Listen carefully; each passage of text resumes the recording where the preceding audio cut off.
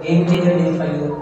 And after that, the insect died and it feeling so bad because that will be a game changing thing for Mr. Shahid Samshed. And बिल्कुल 80 करोड़ का budget था and supposing out कितने महंगे भी होते हैं then because दिलचस्प और मालूमाती वीडियो देखने के लिए हमारे चैनल को सब्सक्राइब करें, लाइक करें और कमेंट्स में अपनी राय देना कभी ना भूलें। आइए वीडियो देखते हैं। Thank you. अस्सलाम वालेकुम व्यूअर्स, क्या सीन है। मैं हूं आपका होस्ट रावत नान और आज ये चैनल 60 से आपके लिए बहुत ही स्पेशल शो लेके हाजिर हुआ हूं। आज की जो शख्सियत है उसके ज़िंदगी में बहुत ही इनकलाबी कारनामे अंजाम दिए हैं और बहुत ही नई जहतों से भरी हुई है उनकी ज़िंदगी। सो उनकी पूरी ये ज़िंदगी का जो मुहित है उसके ऊपर हम ये तबसरा करेंगे और आप लोगों को बहुत ही दिलचस्प किस्म का वीडियो सुनने को मिलेगा। बहुत दिलचस्प बातें आपको सुनने को मिलेंगी because his life is full of struggle and he working very hard to achieve his goals. So इनका तारुफ तो बहुत बड़ा है। इन्होंने स्टेट लाइफ में भी जॉब किया, इसके अलावा स्टेट जो एजेंसी और इसके अलावा थ्रेसिंग बच्चों के लिए बहुत ज़्यादा किसी माता सोशल वर्कर भी हैं, बहुत ज़्यादा काम किया हुआ है। तो अभी एक बहुत ही लंबी लिस्ट है तो इसके लिस्ट पे चलने से तो हमारा प्रोग्राम जो कि सारा हो जाएगा ख़त्म। तो आइए सब के इस्तेमाल वो करते हैं नाम शाहिद अली शमशेद साहब का। अस्सलाम वालेकुम। तो वेलकम नगर करते हैं हमारे स्पेशल शो में। तो सबसे पहले तो हम आपसे पूछना चाहेंगे आपकी बहुत सारी खिदमात हैं सोशल वर्कर के तौर पर, मगर हम वहाँ से स्टार्ट नहीं करेंगे because we have to know about your time कि आपकी ज़िंदगी स्टार्ट कैसे हुई, कैसी आप बचपन में। तो आप सबसे पहले हमें अपने बचपन के बारे में बताएं। अस्सलाम वालेकुम जी। मैं अगर अपने बचपन के हवाले से बताऊं तो जैसे बच्चे होते हैं कि शरारती भी होते हैं, तो उन्हीं शरारती बच्चों के अंदर मेरा भी शुमार था।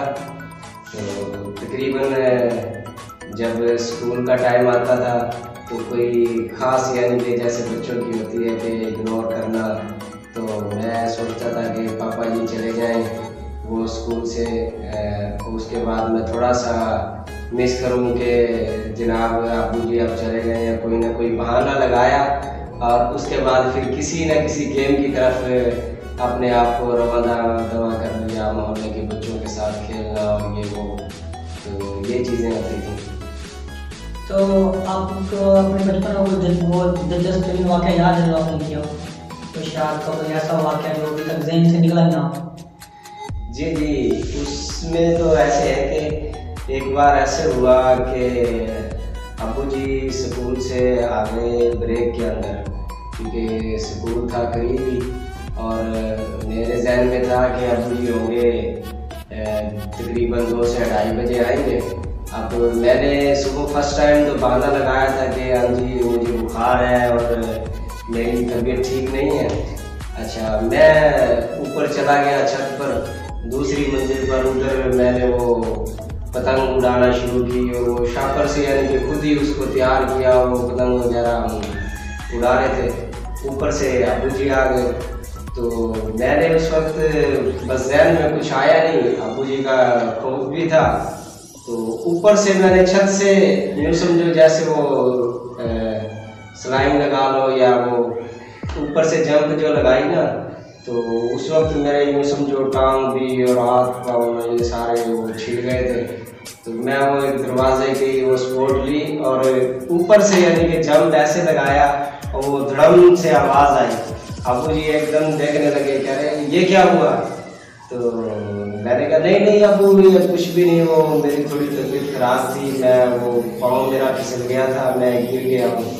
तो अबू ने कहा कि नहीं आपने एहतियात करनी थी और ऐसे बड़ा यानी कि मुझे डांटा भी और थोड़ा सा समझाया कि आपकी तबीयत ठीक नहीं थी तो आप आराम से बिस्तर पे आराम करते, तो ये ख्याल करना चाहिए। तो ये वाक़या जो आपके ज़हन में सबक हो के आ गया, वैसे वालिदैन को सब पता होता है बाप बाप को होता है। सो आपका ताल्लुक माशाल्लाह से राजपूत घरानों से है, तो उस पिछले दौर में कोई 90s में नहीं इतना आपको सोचा जाता था तलीम के बारे में। तो आप स्कूलिंग के बारे में बताएं कि आपके वालिद काफ़ी इस बारे में सीरियस थे कि आपको तलीम दी जाए और आपको किस तलीम हासिल करने के ना शौक था? جی اس بارے میں والد صاحب کی تو بڑی خواہش کہ ہم جی بچے سارے اچھی تعلیم حاصل کریں، اور الحمدللہ والد صاحب خود بھی ٹیچر لگنے کے بعد ابو جی نے 27 اور اپنے کزن اور برادری کے جو ساتھی تھے ان کو ٹیچر اپوائنٹ کروایا۔ تو اس وقت یعنی آسانی سے ہوتا تھا، مڈل پاس ابو کے دور میں تو وہ ٹیچر لگ جاتا تھا، زیادہ سے زیادہ پھر وہ میٹرک پر پہنچتا تھا۔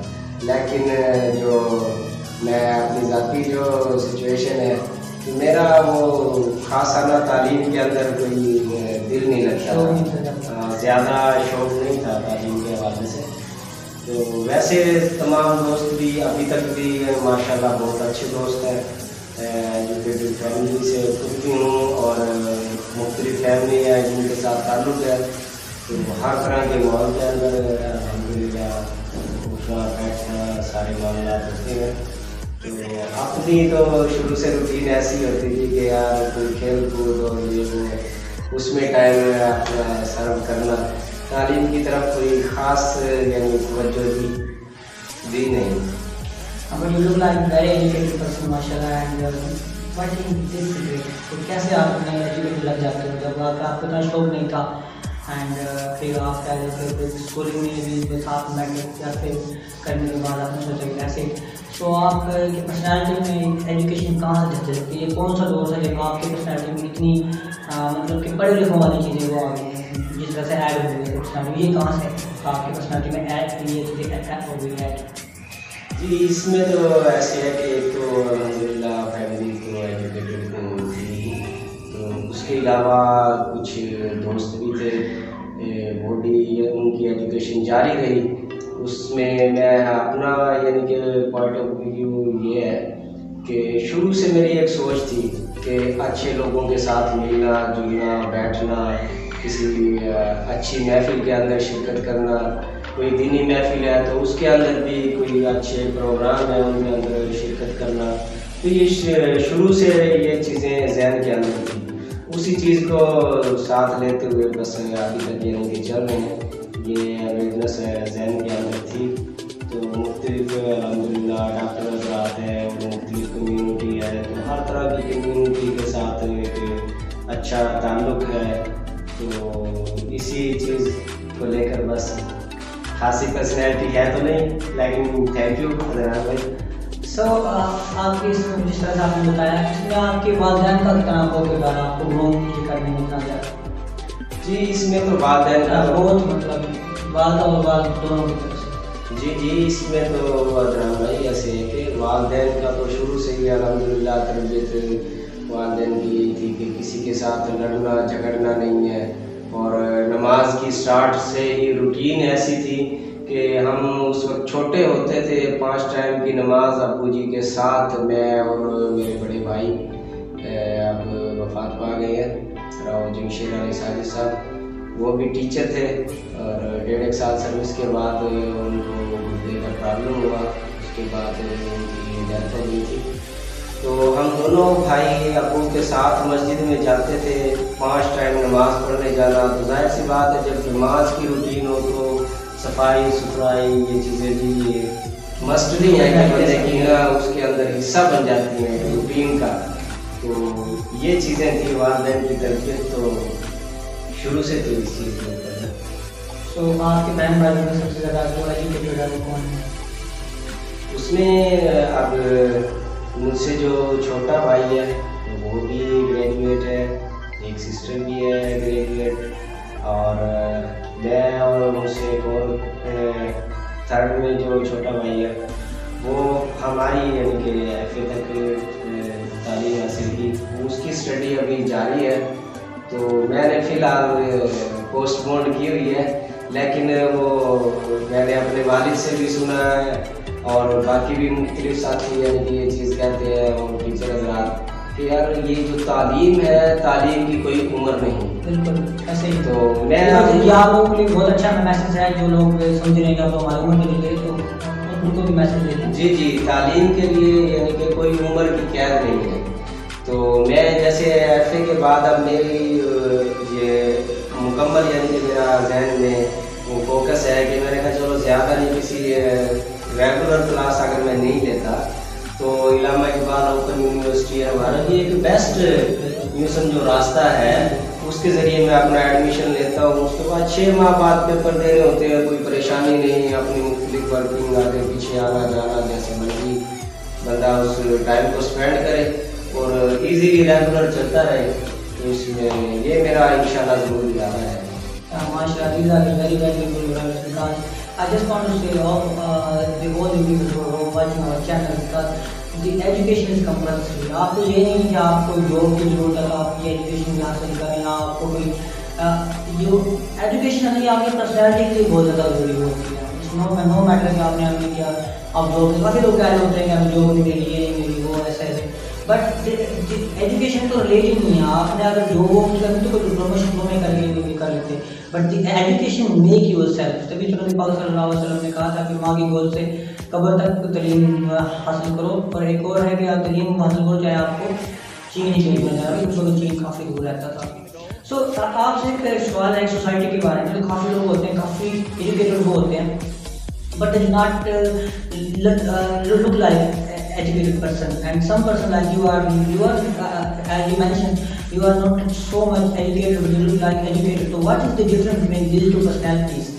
कि वो एजुकेटेड पर्सन अनएजुकेटेड कैसे क्यों वो अलग लगे, और जो अनएजुकेटेड काफ़ी सारे लोग ऐसे देखे हैं जो पढ़े लिखे नहीं होते मगर उनके पास नॉलेज इल्म और आगे पीछे की हर किस्म का इल्म बहुत ज़्यादा होता है। इंसान बहुत ज़्यादा नॉलेजेबल पर्सन है, और काफ़ी पढ़े लिखे होते हैं, वो बिहेवियर उनका ऐसे किस्म का होता है कि इंसान पढ़ा लिखा है नहीं। So what is the difference, ये रुख क्यों है इस किस्म के लोगों के? असल में अदनान भाई अगर इस चीज़ को मद्देनज़र रखेगा तो मेरे हिसाब से तो ऐसे है कि आपकी जो सीटिंग है, आपकी जो कम्युनिटी है, आप जिन दोस्तों के अंदर बैठते हैं, आप वहाँ से बहुत कुछ अर्न करते हैं, बहुत कुछ सीखते हैं। क्योंकि मैं जो अगर आपको बताया था कि FA के बाद अगर मैं अभी एडमिशन लेता हूँ तो मेरा कोई ये प्रोग्राम नहीं है कि यार मैं चलो BA मास्टर करके उसके बाद कोई MPhil ये वो उसके बाद मैंने कोई जॉब यानी कि करनी है। नहीं, ऐसा नहीं है कि वैसे आपको जो ये तालीम है ये उन लोगों के लिए जो आप पूछ रहे थे कि वो लोग अनएजुकेटेड क्यों लगते हैं या उनके लिए जो सबक मोल अगर वो बात है, तो तालीम जो चीज़ है ना वो आपको शऊर देती है। तालीम आपको शऊर देती है, ये नहीं। उसके साथ साथ अगर आप थोड़ा ग्रो करने के बाद अगर आप चाहते हैं आपको अच्छी अपॉर्चुनिटी मिलती है, कोई अच्छी जॉब मिलती है, तो आप उस जॉब को टाइम देकर और यूँ समझते हैं कि हाँ मुस्तकबिल में लाइफ में मेरे लिए बेहतर होगा, तो आप ये प्रोग्राम यानी कि चला सकते हैं, ये चूज़ कर सकते हैं, ये आपके ऊपर डिपेंड करता है। लेकिन आप ये ना सोचें कि जाओ ये तालीम जो है मैं इसलिए हासिल करूं कि मैंने जॉब हासिल करनी है। काफ़ी लोग जो डिसहार्ड हो रहे होते हैं तो उनको टेंशन नहीं होनी चाहिए। आप ये देखें, आपने एजुकेशन हासिल की है, मैं अपनी मिसाल लगा लेता हूँ कि मेरी FA तालीम है। FA कोई तालीम नहीं है इतनी। अपने माशरे के अंदर हम आज के दौर में देखें तो ग्रेजुएशन बेशुमार है, मास्टर बेशुमार साथियों ने किया हुआ है, तो उसके अलावा तो FA तो कोई ख़ास तालीम नहीं है। लेकिन आप ये देखो कि ग्रेजुएशन वाले जो मास्टर वाले मुख्तलिफ डॉक्टर हज़रात और मुख्तलिफ कम्यूनिटी है, मेरे बेशुमार दोस्त हैं, मुख्तलिफ कारोबारी मेरे दोस्त हैं, तो उनके ज़रिए आपको बहुत कुछ नानी मिलता है, शऊर मिलता है। तो आप डिसहार्ड ना हो, आप ये सोचें कि यार आपने जो एजुकेशन हासिल की है तो आप अपनी एजुकेशन के ज़रिए अपने दूसरे दोस्तों को क्या हेल्प दे सकते हैं। आप उनके बारे में जब सोचने लग जाएंगे तो इंशाल्लाह अल्लाह की ज़ात बड़ी बेनियाज़ है, आपको कोई ना कोई बेहतर यानी कि सोल्यूशन आपके लिए ज़रूर होगा। Of course, you're right in that case. Talking about your teenage age, तो जब आप टीनेजर बने, दाखिल हुए स्ट्रीम वाली जॉब में, काफ़ी ये हंगामा खेज को लोग होते जवानी की उम्र जिसको बोलते हैं, इंसान कहता है ये भी कर दूँ वो भी कर दूँ। सो उस उम्र में स्पोर्ट्स एक्टिविटीज बहुत ज़्यादा होती है। तो आर यू स्पोर्टिव पर्सन के आप स्पोर्ट्स को पसंद करने वाले थे या बस वो जो इंडोर स्पोर्ट होते हैं जी स्पोर्ट्स के हवाले तो अब जैसे मिडिल क्रॉस किया था तो उसके बाद जैसे भाई ने ताल्लुक़ कराया कि राव शाहिद नाम मेरा अपनी फैमिली से ताल्लुक़ है, हमारे इलाके के मुख्तलिफ साथी, वो सारी गेमें यूँ समझो हमारे मोहल्ले के अंदर होती थी, जिसमें शायद मुख्तलिफ जो दोस्तों को ना उन गेमों के नाम का ना पता हो।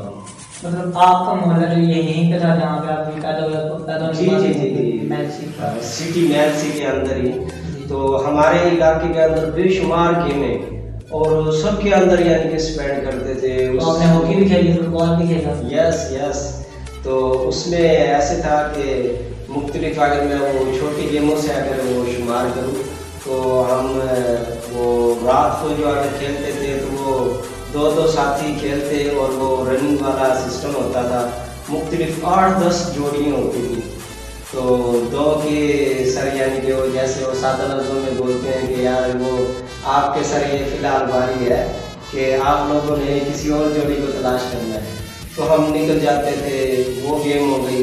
फिर उसके बाद एक गेम है बंजू है, वो उसमें यानी ज़मीन के ऊपर ना मुख्तलिफ ये हाशिए लगा कर एक लंबी लाइन और दूसरी साइड से वो लगा कर वो हम एक टीम खड़ी होती थी, दूसरी टीम इंटर होती थी, उसने क्रॉस करना होता था लास्ट तक जाकर और फिर वापस आना होता था, और जो यानी कि खड़े होते थे उन्होंने उसको हाथ लगाना होता था। गेम जो आपके जिस्मानी कुशलाई को चाहिए होती भी, इसके अलावा you have some good mental powers, because उसमें वो बंदा सामने खड़ा होता है तो उसको इस तरह डॉज देना होता है, धोखा देना होता है, तो फिर उसको निकलना होता है। So that is the very popular game in the village people as sir talking about. तो उसके साथ साथ फिर और मज़ीद जो गेमें थी, हम वो सादा लफ्ज़ों में उसको बोलते हैं वो पिट्ठू गरम, तो उसके अंदर हम वो मुख्तलिफ स्टेप्स वो खड़े किए और गेंद के साथ उसको मारा और फिर वो इकट्ठे करना, और ये वो फिर वो बंदर किला लगा लो कि आपको हंसी आ रही होगी, लेकिन या आखिर ऐसी गेम होती थी कि जब वो जो बंदा उसको यूँ समझो उसको रस्सी को डोर को पकड़े हुए खड़ा होता था और साइड पर वो चप्पल वगैरह, और मुख्तलिफ दोस्त जब उस चप्पल को निकालते थे और जो लास्ट सिचुएशन होती थी ना, आखिरी 1-2 चप्पल, और बस क्या बात, आखिर ये समझो उसका दिमाग ऐसे माफ हो रहा होता था कि अब ये चप्पल निकली और मुझे चप्पलें पड़ी। तो ऐसी यानी कि गेमें होती थी बेशुमार जो हम उसमें करते थे। So what about big sports, cricket, football, hockey? उस वक्त तो हॉकी का तो बहुत दौर था, क्रिकेट भी चल रही थी, फुटबॉल का पाकिस्तान में कभी नाम नहीं हुआ, मतलब कुछ थोड़ा सा ट्रेनिंग हुई है, पर what about big sports? इनके अंदर आपको क्या वो तो स्कूल में या अपनी कितनी है? बिग स्पोर्ट्स जो स्कूल के अंदर है ना, स्कूल के अंदर हमारे उस्ताद साहब थे पीटी राव असलम साहब, तो वो कबड्डी की बहुत ज़बरदस्त यानी कि गेम करवाते थे। तो हमारे स्कूल के अंदर कबड्डी और शमैश, जिसको हम सादा लफ्ज़ों में वॉलीबॉल बोलते हैं, बड़ी गेंद वाली जो शमैश होती है वो गेम हमारी होती थी उधर, और उसके बाद जो लॉन्ग जंपिंग है वो हमारी गेम होती थी, और फिर स्कूल से हट के जो इंटरनेशनल गेम्स हैं उनके अंदर जो फुटबॉल की गेम है वो बड़ी ज़बरदस्त, यानी कि फुटबॉल खेलते थे। हमारे 2 क्लब होते थे, यंगस्टर के नाम से और एक शाहीन क्लब। तो मैं उस वक्त यानी था तो छोटा ही, जो हमारे कोच थे उन्होंने कह देना कि जनाब ये एक बंदा आप इससे ना गेंद गोल की तरफ ना जाए, तो यूँ समझो वो घंटा 2 घंटे जो हमारी गेम रनिंग के अंदर ही गुजरती थी। तो फुटबॉल को भी बड़े यानी कि टाइम से So you played every kind of game, the typical village game also you played, and also you played the international kind of game. So your teenage is full of sports. You played every game and you really enjoy your teenage, and that's good to listen. So उसके बाद आपने अपनी professional life का जो आगाज कहाँ से किया? प्रोफेशनल लाइफ के साथ साथ मुझे गेम की एक और बात याद आई अदनान साहब। تو ایک تو نا جس میں تمام گیموں میں مجھے پسند تھی وہ تو تھی 30، وہ میں اب تک بنا شوق سے کھیلتا ہوں، پچھلے کچھ عرصے سے میں نے وہ چھوڑی ہوئی ہے۔ 30 کی گیم کے اندر مجھے عبور بھی حاصل ہے، اور انٹرنیشنل گیم میں کرکٹ جو آپ سمجھتے ہیں کہ پوری دنیا بڑے شوق سے دیکھتی ہے، اور پاکستان میں جب پاکستان ورلڈ کپ جیتا تھا یس تو وہ زیادہ اسپیشل تھی۔ بالکل بالکل۔ تو اس گیم کے اندر اب مجھے وہ ورلڈ کپ یاد نہیں کہ پاکستان کا سیمی فائنل تھا انڈیا کے ساتھ 2011 شاید یہ تھا یا اس سے قبل، تو اس کے اندر اپنا شعیب اختر صاحب جو ہمارے فاسٹ بولر ہیں، تو وہ بال کرا رہے ہیں اور ہم لاسٹ سچویشن کے اندر، اور وہ ایسے ان کو ہانپ رہے تھے اور بڑا یعنی کہ پسینہ پسینہ، اور لاسٹ سچویشن اس وقت میچ کی چل رہی تھی، تو میں بڑا غور سے میچ کو دیکھ رہا تھا اس وقت، تو میں دیکھ رہا، اور اس وقت ہم تقریباً کوئی 3 سے 4 سکور سے ہم لوگ انڈیا سے ہارے اس وقت۔ تو انڈیا سے اس وقت ہارے، اس وقت میرے دل میں ایسے تھا کہ میرا دل ایسے کر رہا تھا کہ ایک کولڈ ڈرنک پیپسی کی بوتل میں جا کے شعیب اختر کو دوں، اور تاکہ وہ دوبارہ اس کا ریسائیکل اور اسی طریقے سے اسپیڈ یس تو وہ بحال ہو جائے۔ تو بس اس وقت سے پھر میں نے جو اگلے دن ہی جیسے ہم لوگ میچ ہارے، تو میں نے اپنے محلے کے دوستوں کو اکٹھا کیا، جبکہ میں کرکٹ زیادہ نہیں کھیلتا تھا، جو عام ٹینس بال ہے، جو ٹیپ بال ہے، اس کو بھی نہیں اتنا کھیلتا تھا، تو میں نے ہارڈ بال کی ٹیم بنائی، اور مکمل جو سامان دوستوں کو میں نے اپنی جیب سے، ابو جی سے، امی سے کچھ یہ وہ سب سے زیادہ یعنی کہ میں نے اس کے اندر وہ ڈالے پیسے، تو وہ ہم نے گاؤں وغیرہ میں کیونکہ اتنے وہ پیسے ملتے نہیں، تو شہر میں تو پاکٹ منی ہوتی ہے، گاؤں میں تو بس جو کھانا شاید کھا لو یا ابو کے ساتھ لے کے جاؤ تو ملے گی، سو وہاں سے اتنا فائنینشیل سپورٹ لینا ایک پیشن کے ساتھ ہی لایا جا سکتا ہے۔ So you show the passion that time. Yes تو اس وقت میرا شوق کی حد ایسے ہوئی کہ وہ جو گراؤنڈ کے اندر ہم نے جو پچ بنائی، تو میں اکیلا زور کی نماز پڑھ کے جاتا تو اس کو پانی لگا کر اس کی کٹائی کر دی، 3-4 دن اس پچ کے اوپر لگائے، اور فل یعنی جنون کے ساتھ، اور ہم نے وہ کافی ٹائم گیم کی، مختلف ساتھی کرتے رہے، تو میں اس سے تھوڑا سا پھر آہستہ آہستہ پیچھے ہو گیا، اور مختلف یعنی سائڈ پر اپنے آپ کو ٹائم یعنی کہ دیا، تو وہ گیم کی طرف پھر توجہ ختم ہو گئی۔ لیکن اس وقت بھی ہمارے محلے کی جو کرکٹ کی ٹیم ہے راجپوت 11 کے نام سے ہے، اور جو کرکٹ ٹیم ملتان کے اندر، بہاولپور کے اندر اور اکاڑا تک مختلف سٹی کے اندر الحمدللہ وہ ٹیم ورلڈ کپ جیت کر آئی ہے، راجپوت 11 کے نام سے ہے، اور ان کو اب چلا رہے ہیں راؤ اکرم رضا، جو نمرا ٹریول بھی ان کا یعنی کہ اڈا ہے، عزیز ہے ہمارے، تو وہ اس کو چلا رہے ہیں۔ اس ٹائم کا یہ سمجھو وہ لگایا ہوا، ہم لوگ سائڈ پر ہو گئے تھے، لیکن وہ گیم چل رہی ہے۔ So if you please tell us about your professional career, how you started professional life کیسے؟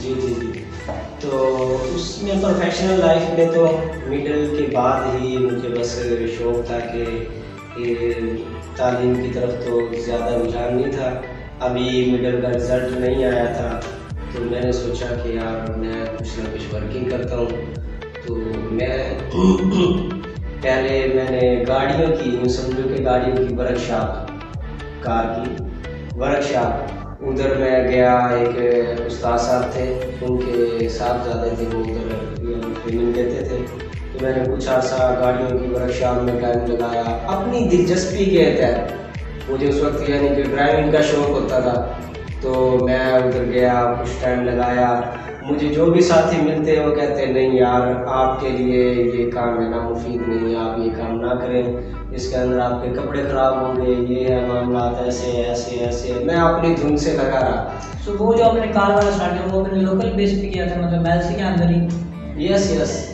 میلسی کے اندر ہی، تو کیونکہ وہ تو ٹریننگ سیشن تھا نا گاڑیوں کی ورک شاپ کا، اور اس کے اندر ٹریننگ بچے تو تھے، جی وہ ٹریننگ چل رہی تھی، پھر اس کے بعد میں ادھر سے اگر تھوڑا سا موو ہوا تو وہ جیسے تھوڑی سی شوخی ہوتی ہے بچوں کے اندر، تو مجھے نا وہ کچھ ساتھیوں کے تو کچھ ساتھیوں کے ساتھ مووی دیکھنے کا ٹائم ملا، اور تو مووی کی حد میں بھی اگر میں کچھ ٹائم موویاں دیکھی، ایک دو بار میں نے ہمارے پاس ایک سینما گھر تھا گریزن سینما، اس لیے آپ کے علاقے میں میکسی نہیں تھا؟ جی میکسی کے اندر گریزن سینما، تو گریزن سینما کے اندر وہ مجھے شوق پتہ نہیں کیسے ایک اتنی دلچسپی اس میں بڑھتی گئی، تو ایک فلم لگی اس میں چودھری بادشاہ، وہ ہفتے بعد چینج ہوتی ہے یعنی جمعے والے دن، لیکن میں ایک ہفتے میں 4 بار دیکھنے چلا گیا۔ اب وہ جو گیٹ کیپر تھا اس نے میرا نام ہی چودھری بادشاہ رکھ دیا، کہنے لگا آ گیا چودھری بادشاہ، تو ایسے وہ میں نے اس کو اتنا دلچسپی سے لیا کہ اگلے منتھ اس سینمے کا جو سیٹ اپ تھا رن کرنے کا، مووی چلانے والا، تو میں اس روم میں پہنچ گیا، وہ کیونکہ میں نے اس وقت اسٹڈی سے میں تھوڑا سا آؤٹ تھا، ابو جی اسکول چلے جاتے تھے، تو میں وہ سینمے کو یوں سمجھو چلانے لگ گیا کنٹرول روم کے اندر، تو ادھر وہ ساتھ اس کو موو کرنا اور ساتھ اس کے نا مختلف آلے بنے ہوتے تھے، ادھر سے آرام سے مووی بھی دیکھنا، تو یعنی جو بھی ورکنگ کی طرف اگر گئے نا تو ایک بار تو اس کو نا آخری حد تک پہنچانے کی کوشش کی، تو اسی طریقے سے سسٹم بس چلتا رہا۔ جہاں سے آپ کی پروفیشنل لائف اسٹارٹ ہوئی، تو what is the turning point in your life? Professional life میں ایسا کون سا ٹرننگ پوائنٹ آیا جو بڑا تھا جس میں آپ کی پروفیشنل لائف کو بہتر سے بہتر یا بڑا وہ پروفیشن آپ سے ایک دم سے مل گیا، تو وہ کون سا سن تھا جب آپ کے ذہن میں ایک دم چینج آیا؟ اس میں یہ ہے کہ اب یہ تو لوکل سائڈ آ گئی ہے، تو اس کے بعد میں نے پھر یہاں سے آؤٹ آف سٹی لاہور کی طرف رن کیا تھا، تو اسی دوران ایک سوکس انڈسٹری ہے ڈائنامکس کے نام سے لاہور جی یس، تو چون پر ہے وہ، اس کے اندر میں نے کچھ عرصہ جاب کی، تو ادھر ایک ساتھی تھے اور میری ایجوکیشن بھی خاص نہیں تھی، لیکن ایک یہ سمجھو ان کے ریفرنس سے جس حال کے اندر نیٹنگ ڈپارٹ تھا ہمارا، اس کے اندر تقریباً کوئی 22 مشینریز لگی ہوئی تھی مکمل، یعنی کی بورڈ کمپیوٹرائز سسٹم، اور اس کے اندر 11 اے سی مشین کا جیسے وہ سیٹ اپ ہوتا ہے، تو کچھ ٹائم میں نے ادھر سوکس انڈسٹری کے اندر جاب کی، تو میرا یعنی مین رول کیا مین رول کیا تھا اس کے اندر یہ تھا کہ وہ بیسک وہ پوائنٹ تھا ادھر سے نا اس کو آپریٹ کرنا ہوتا تھا، میرے وہ کاڑا کے ایک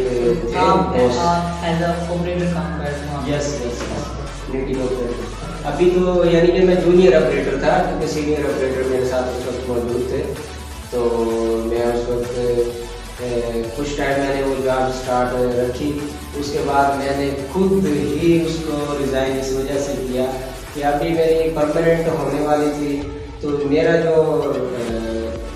نظر کی ویکنیس تھی وہ تھوڑی زیادہ تھی، اس کے اندر پھر وہ 2-3 جگہ سے وہ مختلف جو دھاگے وہ ڈالنے ہوتے تھے اس میں پرابلم ہوتی تھی، تو میں نے خود نے اس کو ریزائن دے دیا، پھر واپس اسی طرح ٹائم چلتا رہا۔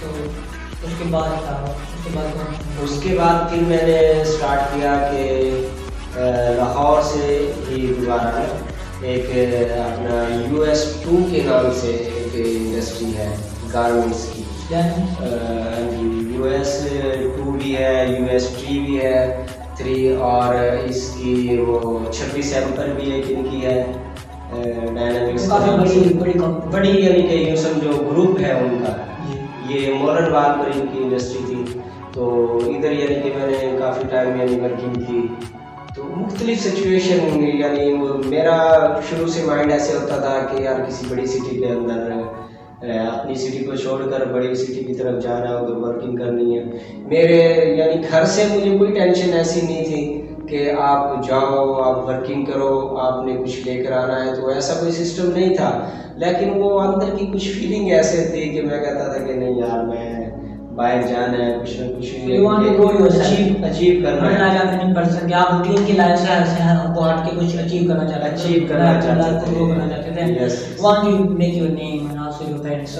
اس کے بعد پھر آپ اور ترقی کرتے گئے.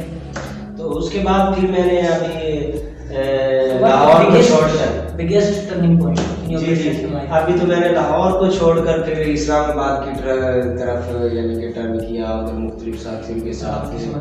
تو ہمارے عزیز تھے, تو وہ اس وقت تھے یعنی کہ مینجمنٹ ڈائریکٹر تھے ایک marriage bureau marriage hall company کے. تو ان کے ساتھ اچھی سیٹنگ تھی, تو اس جگہ میں نے کافی ٹائم لگایا اپنا. تو مختلف ایونٹ وغیرہ, تو اس کے بارے میں بھی کافی نالج بھی حاصل کیا, اور اس میں پچھلے دنوں میں نے آفس بھی بنایا تھا لاہور میں. تو یہ کچھ ٹائم چلتا رہا, پھر یعنی کہ یہ یوں سمجھو 1 ماہ 2 ماہ, اس کے بعد پھر واپس آ جانا. پھر آگے وہ میٹرک کی اسٹڈی پھر شروع ہو گئی. اس کے اندر یہ پھر جو لاسٹ یعنی کہ ایسے لگا لو کہ جو ٹرننگ پوائنٹ ہے اس میں یہ ہے کہ جو پراپرٹی کا جو کام تھا نا, وہ ہمارا تھا بیسیکلی یوں سمجھو. اس میں والد صاحب بھی تھے, میرے چھوٹے بھائی بھی, جب یعنی کہ تھوڑی سی سمجھ آنے کے بعد تو میں بھی تو پراپرٹی کے اندر کافی یعنی کہ دلچسپی, اس میں اپنے علاقے میں تو انویسٹمنٹ بیس پہ ہی کام کیا. So what is the biggest success in property business regard? اس کے اندر یہ ہے کہ ہم نے نا ادھر تو ہم مختلف یعنی وہ سیکنڈ ہینڈ مکان اس کو پرچیز کر کے اس کی تھوڑی سی رینوویشن کروا کر اس کو سیل آؤٹ کر دیا. لیکن بگ سٹی کی طرف اگر جائے تو میں نے شروع سے ہی وہ جیسے میں آپ کو پہلے بتا رہا تھا کہ ادھر ہمارا کام تو چل ہی رہا تھا, میری توجہ ہوتی تھی کہ یار یہ تو چل ہی رہا ہے نا. تو مختلف سٹی میں دوستوں کے ساتھ جو پراپرٹی ریئل اسٹیٹ کا جو کام کرتے تھے ان کے ساتھ میرا تعلق تھا, تو مختلف ان کے ساتھ رابطے ہوتے تھے. تو پچھلے دنوں میں نے پچھلے ہی 2019 کے اندر 9ویں مہینے کے اندر 14 جو تاریخ تھی اس میں دفتر کی اوپننگ کی, جو برکت مارکیٹ لاہور کے اندر. اس میں میرے پارٹنر بھی تھے راؤ قاسم صاحب اور راجپوت کیٹر کے نام سے. Let me talk about your property business again. تو اس میں آپ کی کتنے سکسیس ہوتی ہے, آپ کو پراپرٹی بزنس کیسا لگے گا؟ اگر کوئی اس کو پروفیشنل بنانا چاہ رہے تو وہ اچھا پروفیشنل ہے یا نہیں صحیح؟ زبردست. پراپرٹی کا جو بزنس ہے بہت ہی زبردست ہے. آپ یوں سمجھو کہ ایک ایمانداری کے ساتھ آپ کسی کے ساتھ اگر کوئی ڈیل لے کر چلتے ہیں تو آپ اپنی گائیڈ لائن مکمل آپ کے پاس معلومات ہونی چاہیے. اس کے بعد آپ اسی حوالے سے اس کو آگے کنورٹ کرتے ہیں. تو یوں سمجھو بہت زبردست. میں نے جو یہ سسٹم سٹارٹ کیا لاہور کا دفتر کا بھی, اس میں وہ راؤ قاسم صاحب وہ راجپوت کیٹرنگ کے نام سے ہمارا سسٹم تھا, اور ساتھ ہی پراپرٹی کا ایک ہی کمبائن ہمارا یوں سمجھو کہ وہ آفس ادھر ہمارا چل رہا تھا. میرا جو ایکسپیرینس زیادہ تھا وہ پراپرٹی کے حوالے سے تھا, لیکن لاسٹ آپ کو پتہ ہے کہ یہ اب جیسے ہی کرونا آیا تو بڑی بڑی کمپنیاں فلاپ ہو گئی. تو اپنا تو یوں سمجھو اسٹارٹ تھا اپریل کے لاسٹ تک وہ آفس ہمارے پاس تھا. اس کے بعد اس کو کلوز کرنا پڑا. تو رابطے تو ہے الحمدللہ ابھی. تو اب مزید ہمارے ویورز ہیں وہ پراپرٹی کا بزنس اسٹارٹ کرنا چاہتے ہیں یا میرج ہال کا بزنس اسٹارٹ کرنا, پراپرٹی بزنس پر آپ کو کیا اچھی بگیسٹ ٹپس دینا چاہیں گے جو پراپرٹی کے بزنس میں کامیاب ہو سکیں؟ And second question is that as well کہ آپ کی بگیسٹ اچیومنٹ کیا تھی خاص طور پراپرٹی کے بزنس میں؟ پراپرٹی کے بزنس میں جو آپ پوائنٹس کی بات کر رہے ہیں تو پوائنٹ تو بے شمار ہے, لیکن آپ کی بات ٹھیک ہے. ایک تو آپ کو ایمانداری کے ساتھ ہے, یہ آپ کو کوئی بھی کاروبار ہے, پراپرٹی کو آپ ایشو سائڈ میں رکھتے ہیں, کوئی بھی آپ ورکنگ اسٹارٹ کرتے ہیں آپ اس کے اندر سنسیئر ہیں, آپ کی ایمانداری اس کے اندر شامل ہے. تو یوں سمجھو کہ اللہ کی رضا آپ کے ساتھ شامل ہے. آپ اس کے اندر ایمانداری سے کام کریں اور سنسیئر ہو کر دوستوں کے ساتھ رہیں. اور جو چیز آپ یوں سمجھو 1-2 پوائنٹ آپ نے ایک ڈیل لی ہے جس طرح سے بھی, تو آپ اس کو اسی حساب سے لے کر چلیں. اگر साथी को अटैच कर रही है उसको मुकम्मल उसका सिनेरियो अच्छे तरीके से बताएं ताकि वो आईपी कन्वर्ट कर सके। अगर आप उसके अंदर अचीवमेंट हासिल करते हैं उसको सेल आउट करने के अंदर, तो आप कतई ऐसा ना सोचें कि यार हमारा वो साथी तो सेकंड पर आता है और ये फर्स्ट पर आता है, तो किसी को यानी कि प्रायोरिटी की इसमें ज़रूरत नहीं, आप मसावी तौर पर उसके अंदर सोचें। तो पाकिस्तान में ये बिजनेस बहुत ग्रो कर रहा है, Zee.com जैसी इतनी बड़ी बड़ी कंपनियां बन गई हैं।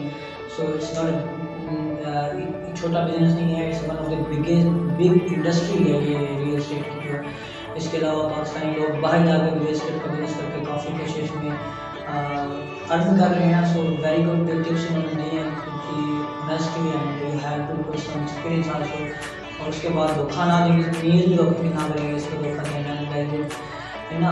सो अब बैक टू आपको कराची ले चलते हैं, तो काफ़ी मशहूर वो वाक़या है आपने कहा 80 करोड़ रुपए का जो एक सेट था बीच उसकी क्या स्टोरी है और उनके साथ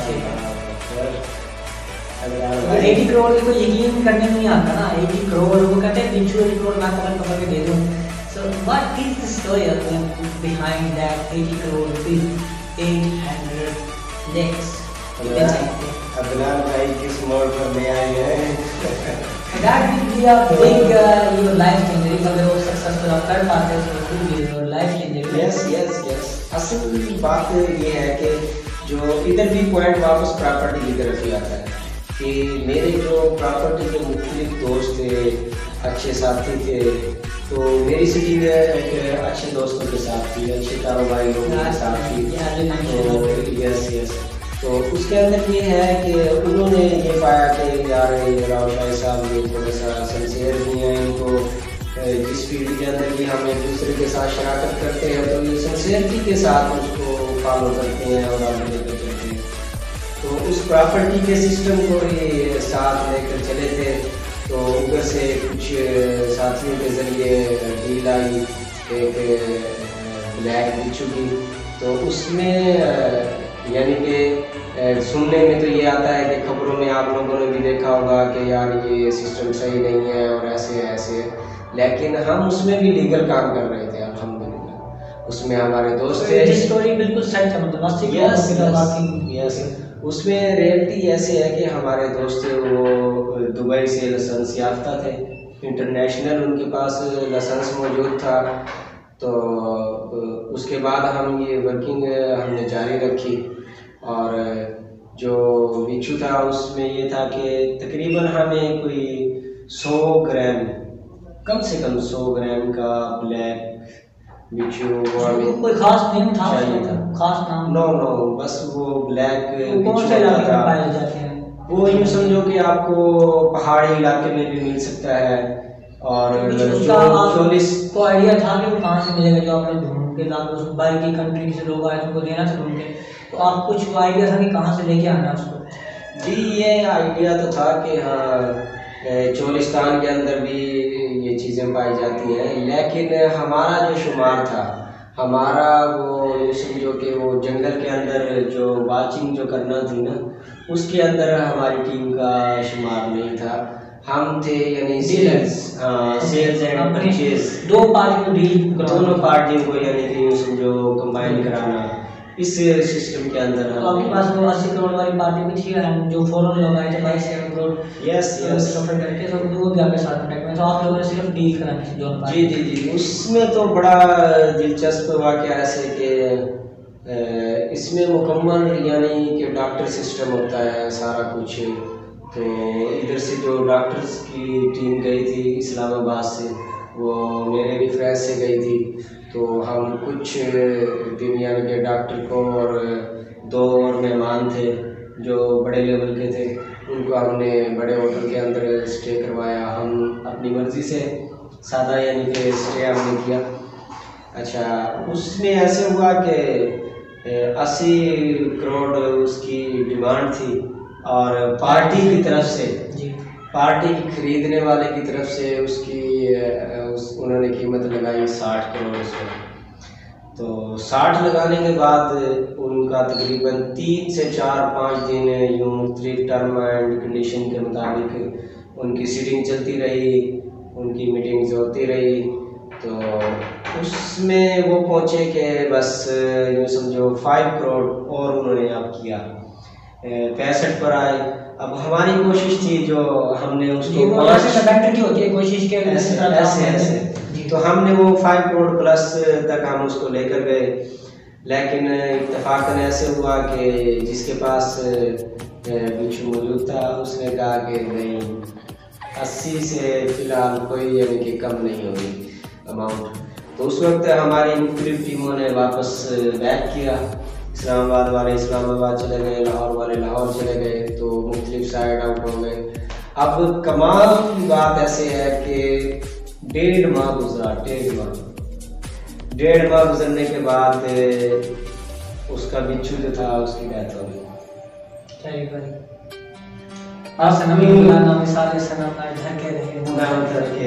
تو یوں سمجھو جھٹکا تو ہمیں بھی لگا، لیکن آپ یہ دیکھیں کہ اس ساتھی کو وہ کہنے لگا کہ یار انہوں نے پھر رابطے کیے، انہوں نے کہا کہ ایسے ایسے آپ پرابلم ہو گئی ہے تو اب آپ کچھ کریں۔ تو میں نے وہ ڈاکٹر صاحب سے رابطہ کیا، اس نے کہا مختلف وہ دوسری ٹیم سے کیا، اس نے کہا نہ اب تو وہ کام ہی نہیں۔ جیسے آپ ایک انسانی جو سسٹم ہے نیچرلی، انسان کی جب ڈیتھ ہو جاتی ہے کچھ ٹائم گزرتا ہے، اس کے بعد اس کا جو بلڈ ہے وہ منجمد ہو جاتا ہے، تو مختلف جو چیزیں ہیں وہ جاندار چیز تھی، اس کے اندر وہ مختلف میڈیسن یہ وہ کینسر کی اور مختلف امراض کے لیے میڈیسن کے لیے چیزیں شامل ہوتی تھی۔ تو ایک تو ڈیل ایک 80 کروڑ کو بچھو آپ نے پلس وہ ڈیل اگر ہو جائے تو اس کا گیم چینجر ڈیل تھا you, and after that they exactly died and they feeling so bad because that will be a game changer thing for Mr. Shahid and shit and بالکل 80 کروڑ کا بچھو تھا and disposing out کتنے مہنگے بھی ہوتے ہیں and because ان کے اوپر گزریا نہیں ہو جائے ایسا باتیں بہت ساری ہیں۔ شاہد صاحب ہمارے ساتھ رہیں گے چھوٹی سی کمرشل کے بعد میں شاید ان کا پھر سے ملتے ہیں آپ کو۔ Thank you.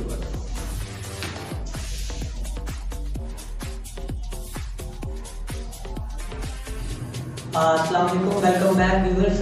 جیسے کہ آپ نے 80 کروڑ کے بچھو کی داستان سنی تو وہ اگلا ہمارا سوال ہے آپ سے، سیاست کے اندر آپ کو کافی رول رہا، آپ کو کافی مطلب اپنے پچھلے الیکشن میں لبائی کیا، رسول اللہ پارٹی کو سپورٹ بھی کیا، سو آپ نے جب سیاست میں قدم رکھا تو آپ کون سی وہ پارٹی کے لیے آپ کے دل میں سپورٹ تھی زیادہ؟ فرسٹ ٹائم تو ایسے ہے کہ 2013 کے اندر جو میں نے پہلا ووٹ دیا وہ امید کو دیا تھا، اور 2013 میں نمبر کی کافی ہمدردیاں تھیں نمبر کے کافی زرداری سے نجات مل رہی تھی، اچھا دور حکومت نہیں تھا زرداری کا۔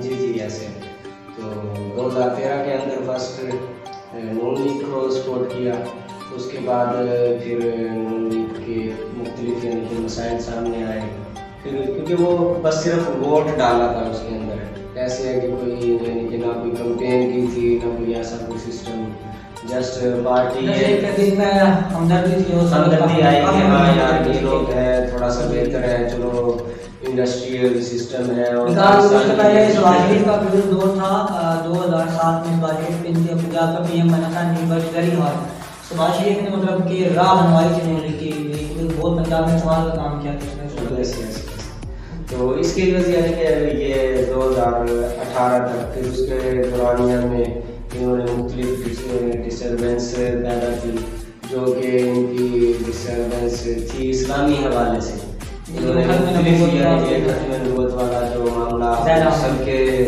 سامنے ہے، زاہد احمد نے جیسے ان کا جو وفاقی وزیر تھا تو اس نے جیسے اس نے بھی بیان یعنی کہ دیا، تو اس ایشو پر پھر نون لیگ سے یعنی کہ نفرت سی تو اس وقت نا یعنی کہ ہم نے کیونکہ ہم ایک ایسے ممبر کے طور پر ہم نے تو اپنا ووٹ کاسٹ کرنا تھا، ووٹ کاسٹ کیا، لیکن جب ایسے مختلف مراحل جب اسلامی طور پہ دین اسلام کو نقصان ہو رہا ہو، اس کے علاوہ اسلام کو ڈان نواز والا بالکل تو یہ ایسے معاملات جب سامنے آئے تو پھر نون لیگ سے یعنی کہ کافی حد تک نفرت پیدا ہو گئی، تو اس میں یہ تھا کہ ختم نبوت کے حوالے سے مختلف ریلی، مختلف پروگرام کیے، مختلف پروٹیسٹ جو، کیونکہ میں پہلے بھی بتا چکا ہوں کہ الحمدللہ کہ دینی ماحول سے بھی وابستگی رہی ہے، تو اس میں ہماری یعنی کہ کوئی بھی جماعت تو سامنے نہیں تھی، پلیٹ فارم ایسا نہیں تھا، لیکن اپنے طور پر یعنی کہ دوستوں کے ذریعے مختلف مدرسے اکٹھے ہو کر ہم نے شہر سٹی کے اندر پروٹیسٹ کیے۔ تو اس کے بعد پھر اب ظاہر سی بات ہے کہ 18 سے قبل تو آپ کو پتہ ہے کہ سرگرمی تھی اس کی پی ٹی آئی کی، جب وہ 2 تاریخ والا جو دھرنا تھا، طاہر القادری صاحب اور عمران خان یہ سبھی اکٹھے تھے، یس تو اس وقت یوں سمجھو کہ کافی حد تک اس کو سپورٹ بھی کرنے کی وہ کر رہے تھے، اس کو سپورٹ کیا، اور اسی کو یعنی کہ عمران خان کو کہ شاید یار یہ نیا بندہ آ رہا ہے تو ہمارے لیے کوئی عوام کے لیے بہتر ہوگا، دین اسلام کے لیے بھی کوئی ایسی بات نہیں کرے گا، کیونکہ اس وقت اس کے نعرے تھے کہ میں نے مدینے کی ریاست بنانی ہے اور یہ XYZ مختلف آپ سب کے سامنے جو چیزیں ایشو ہیں وہ چیزیں تھیں۔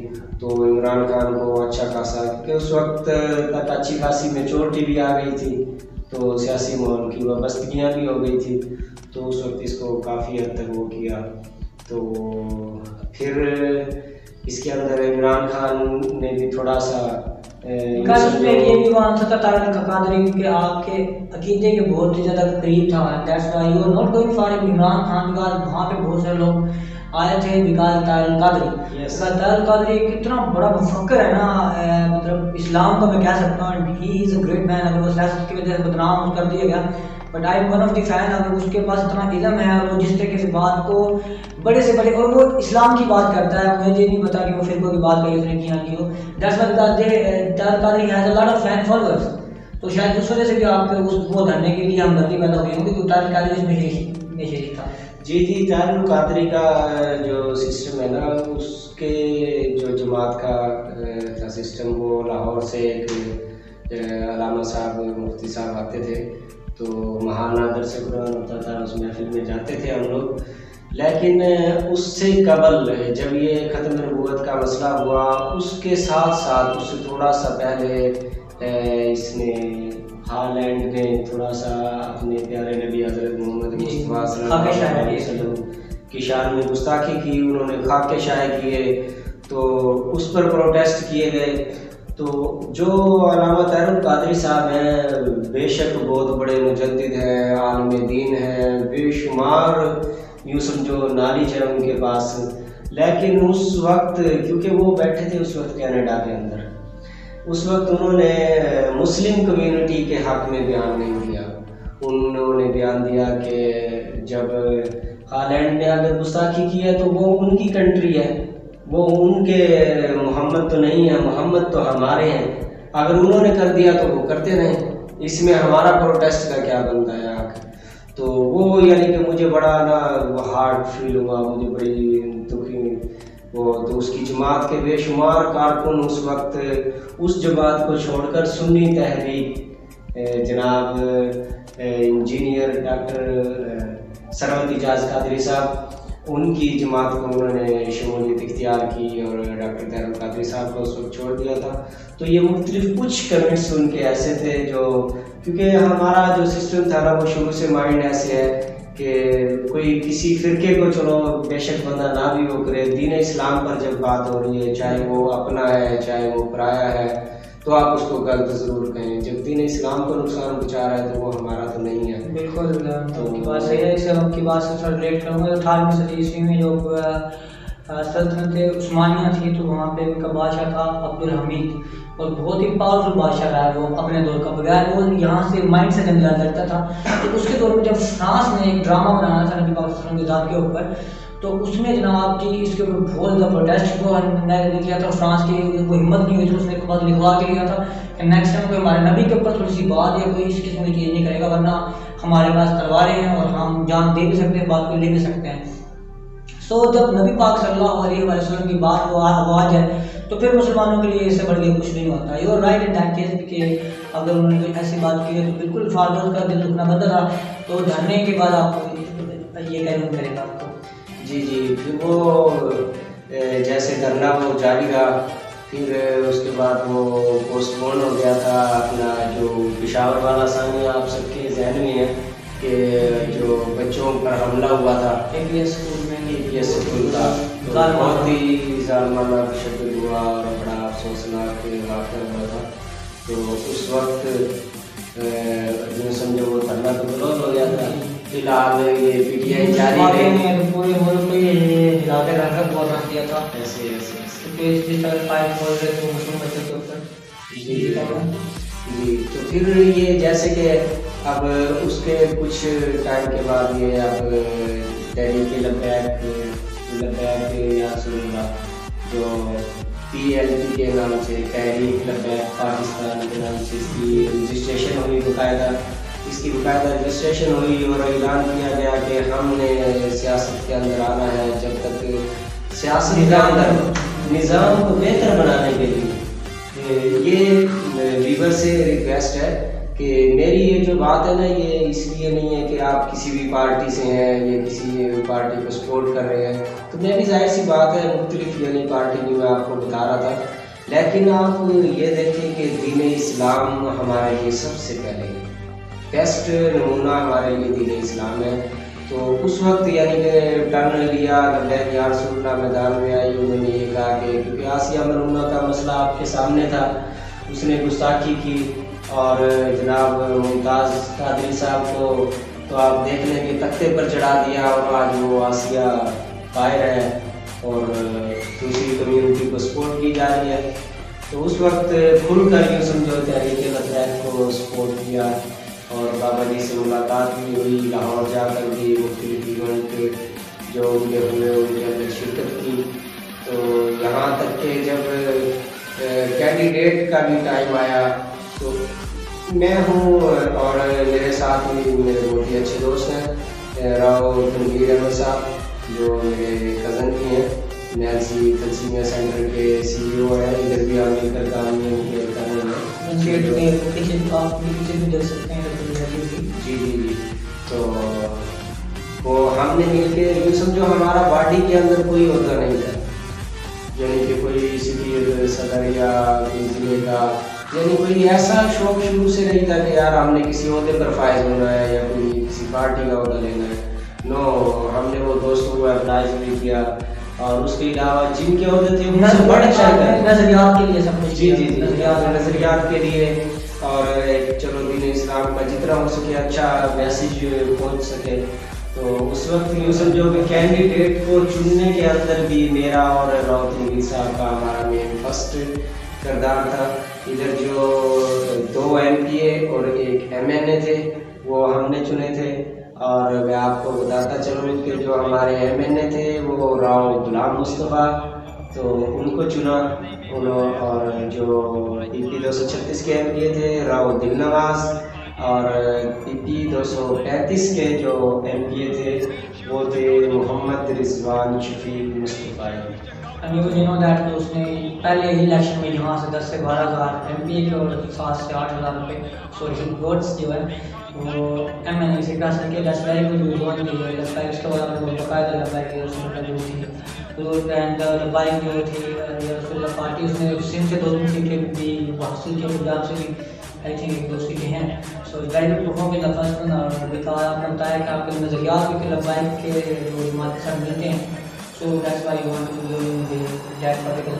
آپ سے اب وہ اپنے یاد سے اب جب آپ سے میں یہ پوچھنا چاہوں گا آپ کو بتائیں کہ یہ آسان ہے کہ اس اسلام کے نام سے ہم اس کو مرضی اس طرح سے نام لگا دیں یا پھر اس کے بعد کچھ لوگ کہیں کہ قانون آنکھوں سے نہیں لکھا تھا یا قانون نے سنا تھا کہ از دا پوائنٹ کہ وہ ہائی پیریڈ ایک لڑائی ہوئی تھی اس کے بعد وہ ہائی ہو گئی اور وہ بڑھ کے بہت زیادہ بن گئی. تو اسلام کے نام پہ جو مذہب کو یوز وہ کرنا تو یہ کوئی صحیح بات آپ کے خیال میں؟ کیونکہ وہ 100% گارنٹی نہیں تھی. عدالت میں کیس چل رہے مسلمان عدالت میں کیس بہت زیادہ تھا، وہاں پہ کوئی بھی وکیل اس بات کو ثابت نہیں کر پایا. اور یہ ایک ذاتی جھگڑے کے لیے کسی کے اوپر بھی کسی کا بھی الزام لگا کے ہم مار دیں تو وہ پہ اتراتے ہیں، گردن اڑانے پہ اتراتے ہیں. کیا اسلام ہمیں اتنی عدم برداشت سکھاتا ہے؟ اسلام ایک پیس کا دین نہیں ہے؟ جی جی، اسلام ایک پیس دین ہے. اسلام نام امن اور انصاف کا ہے. امن اور انصاف کا ہے. تو اس کے اندر یہ ہے کہ ان کے جو بیسیکلی آقاسی النہ کے بارے میں تو اس میں یہ ہے کہ انہوں نے وہ جب بیسک رواب میں موجود تھے تو ہمارا اصل میں جو عدالتی نظام ہے نا وہ ایک باؤنڈ ہے. ادھر پاکستان کے اندر کوئی قانون نہیں ہے. تو اسلامی ریپبلک پاکستان یس تو اس کے اندر یہ تھا کہ اس وقت جو موجودہ ان کی جو کارروائی چلی تھی ادھر جو ایس پی صاحب تھے جو ادھر سے دونوں سائڈ سے انہوں نے بیانات سنے, انہوں نے فیصلہ کیا. اب ایس پی صاحب نے کہ ہاں واقعی اس عورت میں گستاخی کی ہے. ادھر جو علاقے کے لوگ تھے انہوں نے باغ کے اندر جو گستاخی کی تھی تو اس وقت انہوں نے بتایا تھا کہ ہاں واقعی اس عورت نے ہمارے سامنے ایسے ایسے استعمال کیا. تو اس کے بعد پھر وہ آگے وہ ہائی کورٹ میں جب فیصلہ کیا تو ہائی کورٹ کے اندر بھی کیا خیال ہے وہ جو سپریم کورٹ کے اندر جج گیا ہے وہ اسٹیپ وائز ادھر ہمارے ہائی کورٹ سے پروموٹ ہو کر اوپر گیا ہے. تو ہائی کورٹ کے جج نے بھی فیصلہ دیا کہ واقعی سیشن کورٹ میں پھر ہائی کورٹ کے اندر بھی دوبارہ ریفیو. تو ہائی کورٹ کے اندر بھی اس کے خلاف کیس آیا اور اس کا گستاخی کے ساتھ. تو بیکاز دیر از لاٹ مسلم اور زیادہ تر مسلمانوں کو پتا ہے ہائی یہ قریب ہو ہی جاتی ہے جب کسی کا دل دکھتا ہے اس نے ایک کہہ کیونکہ میں نے کافی لوگوں کو دیکھا ہے اگر کوئی کہتا ہے اس نے کی ہے تو وہ تحقیق نہیں کرتے اینڈ دیٹس وہ اس کے پیچھے پڑ کے ایسا کر دیتے ہیں. So that's a different point. میں صرف ایک میسج پیغام جو اس کو دلانا چاہ رہا ہوں کہ مسلمان جو ہے وہ انصاف اور امن پہ یقین رکھنے والے پیارے آقا آسیہ والے معاملے میں آپ کا اپنا پوائنٹ آف ویو ہے بیکاز اس کے بعد جو عدالتی نام بالکل آپ نے ٹھیک کہا کہ بیسک اسلام تو پاکستان میں اگر عدالتوں پہ ایک وہ عتیقہ بورڈ ہوگا کہ کیس وہ آیا ہے کہ 9 سال بعد ایک شراب کی بوتل کا کیس وہ آیا اور اس کا فیصلہ سنایا گیا تو چھوٹے موٹے کیسوں کا اس سے چھوٹا کیس اور کیا ہوگا کہ اتنا لمبا ایک شراب کی بوتل کو لٹکایا جاتا. تو اسی طرح آستے کا پھر باہر کے جن سے دباؤ بھی تھا کہ ہو سکتا ہے اس نے کیا اور نہ کیا. سو اس کے بعد یہ ہے کہ کافی لوگ ہیں جو یوٹیوب فیس بک کا استعمال وہ کر رہے ہیں اور اس سے توہین بھی کر رہے ہیں. تو ان کے خلاف یہ کیوں نہیں ہمارا سائبر کرائم میں بنا ہوا ہے جو عام افواج کے خلاف بولتے ہیں تو اٹھا کے لے جاتے ہیں یا سیاستدان کے خلاف بولتے ہیں تو وہ ناراض ہو جاتے ہیں. جب اسلام اللہ اور نبی پاک صلی اللہ علیہ وسلم کی ذات کے اوپر انہیں پلیٹ فارم سے بولا جاتا ہے تو ہمارا سائبر کرائم کیوں نہیں ایکشن میں آتا اور لوگ کیوں نہیں ایکشن میں آتے. اس کو تو مارنے میں ٹل گئے جو ٹھیک ہے اس نے جو بھی کی ہوگی بات میں بٹ تو بڑی بڑی گستاخیاں کر رہے ہیں ان کے اوپر کوئی ایکشن نہیں ہو رہا اور لوگوں کو شرم تک نہیں آ رہی کسی بھی طریقے نہیں آ رہی. جی اس کے اندر یہ تو بڑا ہی سمجھو کہ لمحہ فکریہ ہے ایک ہمارے مسلمانوں کے لیے کہ جیسے اب عدنان صاحب نے بتایا کہ سوشل میڈیا پر یا یوٹیوب کے اوپر مختلف گروپس ایسے ہیں شاید آپ نام لے رہے تھے کسی لیڈی کا بہت سارے ہیں بہت اسپیشل شو بنائیں گے مختلف یعنی کہ ایسے ہیں. تو جب وہ کوئی ایسا گستاخانہ مواد ڈالتے ہیں آپ اگر کچھ نہیں کرتے آپ یوں دیکھیں کہ دین اسلام کے اندر ایک آپ کے سامنے نہ 3 کیٹیگریز بنائی ہوئی. آپ کے سامنے اگر کوئی انسان غلط کام کر رہا ہے اگر آپ اس کو ہاتھ سے روک سکتے ہیں تو آپ ہاتھ سے روکیں. دوسرے نمبر پر آپ اس کو چلو بھائی زبان سے چلو اس کو برا بلا لیں. تیسرے نمبر پر آپ چلو اس کو دل میں برا جانیں. لیکن ہم اتنے کمزور ہو گئے ہیں کہ ہم ہمارے نبی کی شان میں اگر گستاخی ہو رہی ہے مختلف صحابہ کرام کی شان میں گستاخی ہمارے قرآن پاک کے شان میں گستاخی ہو رہی ہے پاک مقدس کتاب کے تو حتیٰ کہ سوشل میڈیا پر نعوذ باللہ رب کی ذات واحد کائنات کی ذات اس کو بھی نہ ماننے والا ایک فکر آیا فرقہ آیا ہوا ہے تو وہ گستاخیاں کر رہے ہیں. تو آپ اور کچھ نہیں کر سکتے تو آپ اپنے یوٹیوب چینل کے ذریعے ان کو سبسکرائب کر بھیج سکتے ہیں آپ رپورٹ کر سکتے ہیں. آپ اس کے بعد آپ کو بتانا چاہیے ابھی پچھلے کچھ دنوں سے یوٹیوب بین کی وہ لگ رہی تھی کہ وہ عدالت کہتے ہیں کہ اس کے اوپر ججوں کے خلاف غیر مطلب ججوں کے خلاف وہ جو ہے کہ غیر اخلاقی زبان استعمال کی جاتی ہے. اس بات کے اوپر ہمارے جج یوٹیوب کو بین کرنے کی دھمکی دے رہے تھے. مطلب ججوں کی توہین بہت خاص ہے اور جب نبی پاک صلی اللہ علیہ وسلم اللہ تعالیٰ کو قرآن شریف کی توہین ہو تو ججوں کو فرق نہیں پڑتا. مطلب اپنی ذات میں انہوں نے اتنے اوپر لی ہوئی ہماری جو جوڈیشری نے کہ اپنی ذات کے اوپر یوٹیوب بین وہ نہ کر رہے تھے اینڈ دین اس کے اوپر کوئی ایکشن ہی نہیں ہے. پھر ये कोई एक्शन नहीं होता कि आपके घर में कहीं पे गन पड़ा हुआ है तो आप पूरा घर ही बंद करके भागते हैं। आपका फर्ज है कि वो घर को साफ वो करें।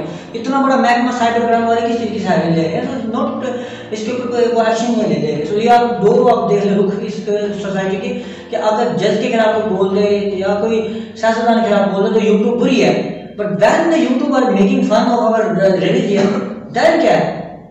यस असल में बात उसी जगह पर आ जाती है कि जैसे मैं कह रहा था कि पाकिस्तान के अंदर इस्लामी जमहूरिया पाकिस्तान है, लेकिन इसके अंदर कानून कोई चीज़ नहीं है, कानून नाम की। आप ये देखें जब उनके ऊपर खुद के ऊपर ज़ात के आती है तो वो सब कुछ बंद करने के लिए वो मीडिया चैनल यूट्यूब मुख्तलिफ चीज़ों की वो धमकी दे देते हैं कि नहीं जी ये सारी चीज़ें बैन करो। इसके ऊपर अगर किसी का बयान आ गया, हुकूमत के खिलाफ आ गया, फलां जज के खिलाफ आ गया, फलां अफीसर के खिलाफ आ गया, तो आपको ऐसे ऐसे गिरफ्तार कर लिया जाएगा, ये है वो है। लेकिन जब इस्लामी मवाद बेतहाशा वो नौज़ुबिल्लाह वो गुस्ताखियाँ कर रहे होते हैं और पाकिस्तान के अंदर मौजूद होते हैं, उसके ऊपर कोई कानूनी कार्रवाई नहीं है। और यहीं पे मैं बताना बहुत ही अफसोसनाक बात है, खबर है। यूट्यूब की भी मुनाफिकत नजर आती है यहाँ पे। कादियानी को एक जो जज के खिलाफ खालिद खान था जिसने मार दिया था, तो उसको चलो ठीक है वो अलग सेपरेट वो किस्सा वो आशिक रसूल था, वैसे हम नहीं सुन सकते किसी के ऊपर, वो सामने मुंह की बात करेगा। तो अगर जो लोग कर रहे हैं छुप छुप के कर रहे हैं, नहीं पाकिस्तान में बैठ के, अब हमारे पास तो सिस्टम नहीं है कि हम उनको तलाश करें। हाँ साइबर क्राइम के पास जो क्राइम के पास सारा सिस्टम है वो ढूंढ सकते हैं। अब मैं यूट्यूब की मुनाफिकत पर बात कर रहा हूँ कि खालिद के ऊपर जिस बंदे ने वीडियो बनाई, चाहे 2 मिलियन है चाहे 1 मिलियन बनाने में सालों साल लग जाते हैं, 8-8 साल 6-6 साल में लोग वो इकट्ठे करते हैं। यूट्यूब ने सिर्फ मजहब के ऊपर कि हम किसी मजहब की तौहीन बर्दाश्त नहीं कर सकते, और कादियानी मजहब जो भी है उसकी तौहीन भी नहीं की थी, एक बंदे को मारा था, कौन सा उसने कादियानी के खिलाफ कुछ बोल दिया था। बट अगर मैं ये करूँ यहाँ पे कादियानी के लफ्ज़ यूज़ हो गया तो शायद इसके ऊपर भी वो बैन ना लगाते, बट लगा दे, खैर है, हमें कोई इशू नहीं है। यूट्यूब से बढ़ के सबसे बढ़ के हमारे पास हमारा इस्लाम है, मगर यूट्यूब की मुनाफिकत है कि कादियानी को मारने के वाले बंदे की अगर के ऊपर वीडियो बनाने की क्यों मारा तो सारी डिटेल बनाने तो वो बैन है। और किसी एक स्पेसिफिक मजहब को जो दुनिया का दूसरा बड़ा मजहब है ये सैयद के बाद और सबसे प्यारा मजहब है जिसकी अगर क्वालिटीज गिने तो ऐसी क्वालिटीज नहीं है, तो अल्लाह का महबूब भी इसी मजहब में आया और आखिरी मजहब भी दुनिया का इसी इस्लामी है जो कि हर तरीके से साबित है। और एक ऐसा मजहब जो कि हर अहले किताब को मानता है, यहूदियों को उनके अलग पूरी हैसियत के साथ मानता है, दूसरा इस्लाम को मानते हैं, ईसाइयों को उनकी पूरी हैसियत के साथ उनको अहले किताब कहते हैं, उनके नबी जो कि वो हमारे भी नबी हैं, ईसा इस्लाम को पूरी इज्जत के साथ मानते हैं, उनके पूरी मौजूद के साथ। ऐसा तो कोई दीन है ही नहीं ना, उसकी तो ही जब वो कोई कर रहा था यूट्यूब उसमें कोई एक्शन नहीं बोलने देगा, उसको पूरी परमिशन दी हुई है। तो ये यूट्यूब की भी मुनाफाना प्लेस की है, क्योंकि कादियानी बड़ी बड़ी पोस्ट पर बैठे हुए हैं, वो फटाफट रिपोर्टेड करते हैं। कादियानी अपने जो मजहब के साथ बहुत ज़्यादा वो जुड़े भी हुए हैं, वो एक्शन भी लेते हैं हर चीज़ में और काम भी कर रहे हैं। अब मैं आपसे एक बड़ा नाजुक सवाल पूछना चाहूँगा कि क्या इसमें हमारी फिरका वारियत का कसूर नहीं, क्योंकि हम ही एक दूसरे को काफिर कहते फिर रहे होते हैं, ये काफिर है, और जब मुकाबला भी उनको कर रहे होते हैं, हम अलग मुबाले भी कर रहे होते हैं इन चीज़ों के ऊपर। क्या हम छोटी छोटी बातों को इशू बना के लोगों को मुआवजा नहीं दे रहे कि इस्लाम रवादारी का मोहब्बत का दीन नहीं है, और दहशतगर्दी का लेवल भी हमारे ऊपर लग गया है। जी असल में इसके अंदर यही है कि फिरका वारियत में तो पढ़ना नहीं चाहिए। उसमें यह कि हमें सबसे फर्स्ट अफ़ाल हमारे लिए दीन इस्लाम। आप यूँ समझो कि मुख्तलिफ कोई शिया सुन्नी बरेलवी देवबंद और अहले हदीस या मुख्तलिफ XYZ मुख्तलिफ फ़िरके के अंदर जिस वक्त बढ़ जाते हैं, तो यूँ समझो कि दूसरे जो लोग होते हैं गैर मज़हब लोग हैं वो उसके ऊपर मजाक उठाते हैं, वो उधर से एक पॉइंट उठाया इधर से एक पॉइंट उठाया, मुख्तलिफ इश्यूज़ को वो उठाते हैं, तो उसके बाद उसी को फिर वो पब्लिश करते हैं, लेकिन वो मवाद हमारा उल्टा दिया होता है। हमारे अंदर ये फिक्र नहीं है कि हम दीन इस्लाम के ऊपर फोकस करें और हम उसमें अपने सिर्फ एक मखसूस फिरके को हम लेकर बाउंड।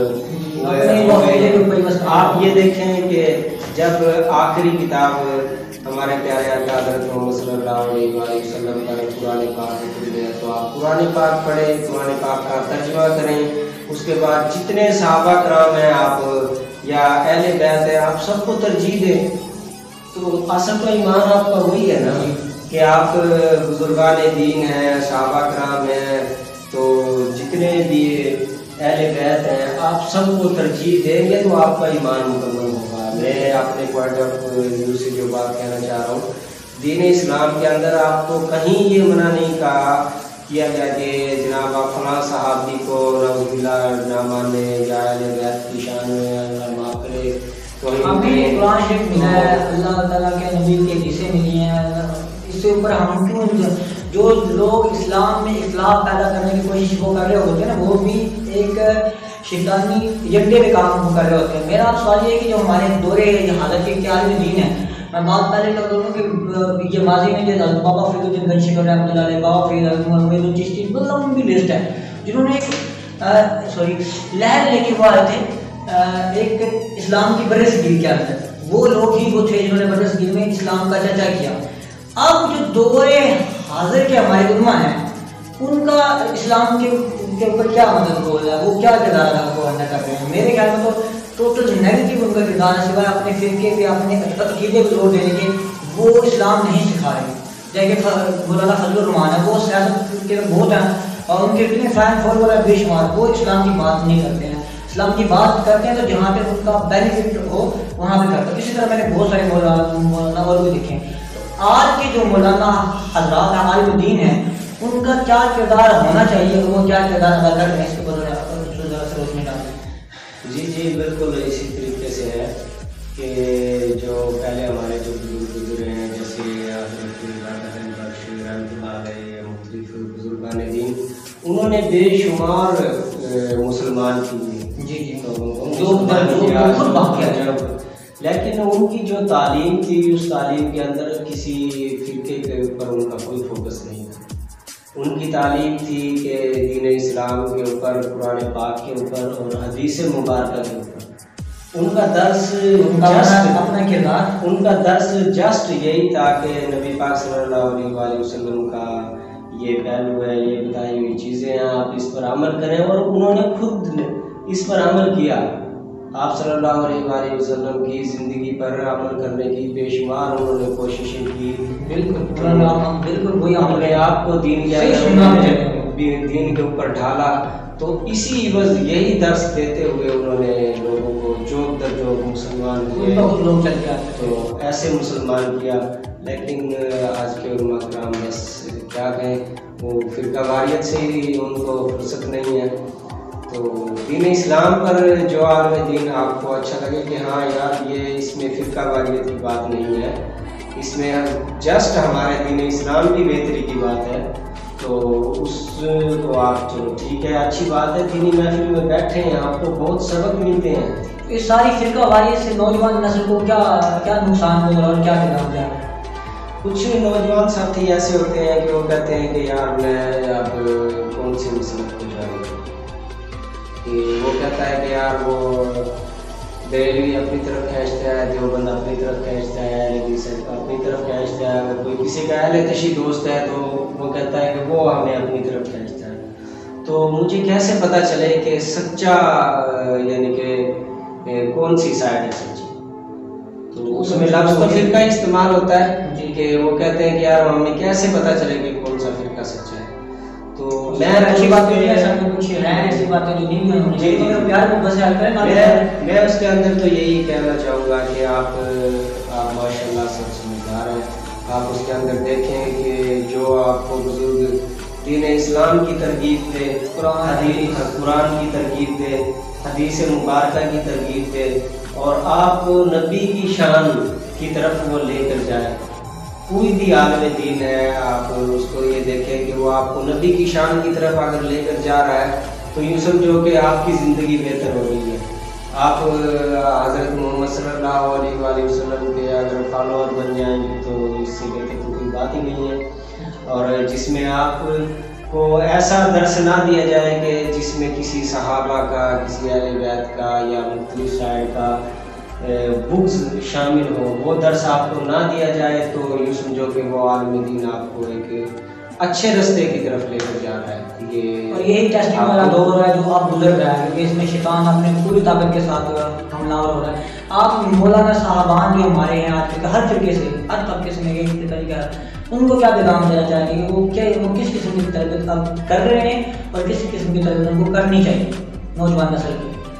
जी मौलाना साहब से भी यही गुजारिश है कि आप काबिल एहतराम हैं माशाल्लाह, तो उसमें भी आप नौजवान नस्ल को जो तरगीब दें, तो उसमें हज़रत मोहम्मद सल्लल्लाहु अलैहि वसल्लम का जो दर्स है, उनकी ज़िंदगी का जो पहलू है, वो जितना ज़्यादा हो सके वो चीज़ें आप बताएं। कुरान पाक के हवाले से कुरान पाक का दर्स दें ताकि उनके दिलों के अंदर रोशनी पैदा हो। तो ये चीज़ें हैं अवेयरनेस की ज़रूरी, बजाय ये कि जो एक मखसूस फ़िरके को फोकस रखना वो बेहतर नहीं है। तो ये चीज़ें उससे नुकसान यही है कि मुख्तलिफ, एक तो ये है कि इस टाइम है ना माशरे के अंदर आवाम सोशल मीडिया बहुत ज़्यादा यूज़ कर रही है, तो उसमें वो नौजवान नस्ल है वो सोचती है कि यार मैंने इधर से ये पॉइंट सुना है, इधर से ये सुना है, तो वो कंफ्यूज हो जाते हैं, तो उनके वो कोई डायरेक्शन यानी कि नहीं होती, ये नुकसान है नौजवान नस्ल। So what is the reason behind कि जुमे की नमाज से मस्जिद भरी होती है एंड फजर की नमाज में एक सफ़ होती है, इसके पीछे क्या क्या क्या इस बारे में बताते हैं? जी ये भी बहुत बड़ी बात है कि एक तो ये है कि हमारे लिए दीन इस्लाम के अंदर जगह जगह इतने पैगामात हैं कि हमारे लिए कितनी आसानियां हैं। अब जुमे का दिन भी ईद को तशबीह दिया जाता है मुसलमान के लिए कि आपके लिए ये ईद का दिन है, जुमे का दिन है। लेकिन अफसोस की बात है कि जब नमाज 5 वक्त की हमारे ऊपर फ़र्ज़ है तो हमें कोशिश करके लाजमी बल्कि उठना चाहिए, फजर के टाइम नमाज पढ़ें। और जुमे के असल में रश इस तरह होता है कि जो अवामी रूटीन है, कुछ चाहे वो कारोबारी हैं या जॉब कर रहे हैं या मुख्तलिफ हैं, उन्होंने रूटीन बनाई होती है कि हमने हफ्ते में एक नमाज पढ़नी है जुमे की, नहा धोकर फ्रेश होकर उन्होंने जुमे की तैयारी करनी है, जुमे की एक नमाज पढ़ने की उन्होंने बहुत बड़ा यूँ समझो कि पहाड़ तोड़ दिया कि हाँ यार मैं तो सही मुसलमान हाँ तो मैं जुमे की नमाज पढ़ी है। तो ये यानी कि ऐसे नहीं, आपके ऊपर 5 नमाजें फ़र्ज़ हैं तो आप डेली 5 वक्त की नमाज अदा करें। ठीक है, कोशिश करें कि बंदा इंसान जमात के साथ पढ़े, अगर छूट भी जाती है तो आप जिस भी ड्यूटी पर हैं, जिस भी कंट्री के अंदर हैं, आपको आपकी इबादत से कोई बंदा भी नहीं रोकेगा। आप अगर अपनी इबादत करेंगे, अपना 5 मिनट का टाइम निकालेंगे, आपको कोई नहीं रोकेगा। तो अगर ये नौजवान वालदैन का बेहद किरदार है, क्योंकि इसके अंदर हमारे वालदैन अगर शुरू से बेस जो बनाते हैं, घर का माहौल होता है, खुद नमाज अदा करते हैं, तो उसी हवाले से बच्चे नमाज अदा करते हैं। लेकिन अब ये जो नौजवान नस्ल है, इसमें हम वालदैन का कसूर भी इसलिए नहीं ठहरा सकते कि आज की जो नौजवान नस्ल है वो बहुत ज़्यादा यानी कि फास्ट हो गई है। तो आप कहते हैं सोशल मीडिया का कोई नेगेटिव वो किरदार है इस्लाम मज़हब को फैलाने के लिए या पॉजिटिव किरदार है? और अगर पॉजिटिव है तो ये हमने इतना मेरे नहीं ख्याल के पॉजिटिव से फ़ायदा उठाया है ज़्यादा, क्योंकि हमारे लोग सोशल मीडिया से बहुत दूर रहते हैं। अगर है तो वो बस एक दूसरे की चीज़ उठा के शेयर करने वाली को हमारी कोई भी चीज़ की बिना लो शेयर ये गए शेयर गए। और जब भी हम कोई बुरी चीज़ शेयर करें तो व्यूअर्स काफ़ी लोग होते हैं, कोई दूर नहीं वो कहते हैं हम उसको बड़ा शेयर करने से उनको पैसे मिल रहे होते हैं, उनको फ़ायदा हो रहा होता है। हम उनको रिपोर्ट करना चाहिए ना, तो शेयर करें, शेयर से हुई है तो उनका मकसद वो होता है। और एक और बात तो अल्लाह लिखे कहते हैं इसको 1000 बार करें तो वो ये बिल्कुल वो अपने पैसे के लिए कर रहे होते हैं, अल्लाह लिखे कमेंट में अल्लाह लिखें। तो इस किस्म की जहालत में नहीं पढ़ना चाहिए, 22 लोगों को साइन करने वाला ये हो जाएगा, ये जहालत से निकलने की जरूरत है इस वक्त हमारी कौम को। So very hard topic हम शायद हमारे पास है because he is very good in religious topics and also political, तो काफ़ी महारत है और ये काफ़ी इस बारे में सोच विचार भी है, मुफक्कर भी इस्लाम के बारे में सोचते भी हैं। और जिन मुफक्कर हैं मौलवी की तरह अपने अकीदे को बनी आते हैं, मौलवी की बुराई नहीं कर रहा, बट दौरे हाजिर में जो उनका किरदार है वो सिफर है। जैसे कि मैं कल परसों एक इंटरेस्टिंग बात है कि मैंने अपने दोस्त को सेंड की, उसने एक स्टेटस लगाया हुआ था कि आज लोगों का सभी की तौहीन कत्ल है, मार दो काट दो जो भी है आदम बर्दाश्त, जैसे कि इससे जाहिर हुआ होता है कि इस्लाम में आदम बर्दाश्त है। तो मैंने इसको सेम टाइम में एक पिक्चर सेंड की, मैंने कहा ये एक लड़की है पाकिस्तानी लड़की है और ये अल्लाह नबी और कुरान शरीफ की तौहीन वो कर रही है, तो इसको रिपोर्ट करो। He did not respond anything, उसने कोई रिस्पॉन्स ही नहीं दिया। तो उससे लगा कि जो हमारे मुल्ला आज़ाद मौलवी आज़ाद वो सिर्फ और सिर्फ अपने अकीदे पे सिखाते हैं कि हमारे अकीदे पे बात करते उसको मार दो काट दो। इस्लाम या कुरान शरीफ या अल्लाह जो नाउज़ुबिल्लाह के बारे में कुछ भी बात कर रहे हैं उनको फर्क ही नहीं पड़ता। सच ए नॉन सीरियस टॉपिक, इसलिए मैं कह रहा हूँ मतलब कोई इशू नहीं है। इसी दौर में अच्छे कुछ भी हैं, तो अभी मैं कोई अच्छे कहूँगा तो बस जो भी है अच्छे वो सबको पता लग जाता है, उनकी बात यहाँ दिल में जाकर ठक से लगती है और वो सबको एक ठीक से जिस तरह शायद भाई ने कहा कि इक्वलिटी में लेके वो अंदर चलते हैं। सो इस्लाम को इस वक्त बहुत खतरा है, तो इन्हीं हमारे ही लोगों से खतरा है, लोगों से नहीं है कि लोग हम लोग की बातें उठाते हैं और दूसरे इसके इन्फ्लुएंस की वजह से लोग बहुत ज़्यादा बेनमाज़ कर रहे हैं। ऐसे नमाज पढ़ो, ऐसे ना पढ़ो, ऐसे करो, ऐसे पाँव जोड़ो, ऐसे पाँव ना जोड़ो, उनकी मस्जिद में जाओ, उनकी मस्जिद में ना जाओ, उसके पीछे नमाज नहीं होगी, उसके पीछे काफिर हो जाओगे। इस वजह से आगे इस्लाम को कितना डैमेज नुकसान पहुंच रहा है। दूसरे सोशल मीडिया पे हमारे जो मौलवी हज़रात हैं बेशुमार यूट्यूब पे भी हैं, वो क्या सिखा रहे हैं, वो क्या बता रहे हैं, मुझे नहीं पता कि एक दो चैनल को छोड़ के कोई चैनल अच्छा जा रहा है या फेसबुक पे कोई ऐसा पैगाम नहीं जा रहा। हाँ देखिए हमारे को जाना है कि जो social media very platform to show और इस्लाम और बताएं कि इस्लाम प्यार और मोहब्बत का दीन है, मगर हम लोग तो बिल्कुल इस पर अमल ही नहीं कर रहे हैं। ना हमें पता है, अगर कर रहे हैं तो जनाब मैं फेसबुक खोल के देखता हूँ, आपके सामने दिखा भी देता अगर मैं यूज़ कर रहा होता कि सिवाय आपको फिरका वारियत के मुझे कुछ नहीं मिलेगा। उसको मार दो, उसको काट दो, उसको मार दो, उसको मार दो। बाहर के लोग जो देख रहे हैं, जो हिंदू है, जो भी देख रहे हैं, उनको क्या पैगाम जाएगा? उनको ये जाएगा ये कत्ल ऑफ भारत के सिवाय दीन। तो दैट्स वेरी अनफॉर्चुनेट थिंग। और उसके बाद तो ये काफ़ी खास टॉपिक हो गया, back to your personality, back to your life. Fashion में भी आप आगे सब कुछ कर लिया, अब आपका आगे क्या आपके वो इरादे हैं ज़िंदगी में, आप क्या करना चाहते हैं? ज़िंदगी में तो ऐसे है कि आप जो एक्टिविटी चलती रहती है और जो सोशल वर्क है, आवाम की हेल्प करना, ये तो यूँ समझो कि रूह की ग़िज़ा है। जब तक ये मुख्तलिफ प्रोग्राम जैसे कि इदारा तहसील सेंटर में आप जानते हैं दोस्तों के साथ मिलकर हम चला रहे हैं, तो ये मुख्तलिफ एक्टिविटी तो साथ साथ चलती रहेंगी। लेकिन असल में मेरा जो फोकस है वो तो सबसे ज़्यादा तो है प्रॉपर्टी के ऊपर ही, क्योंकि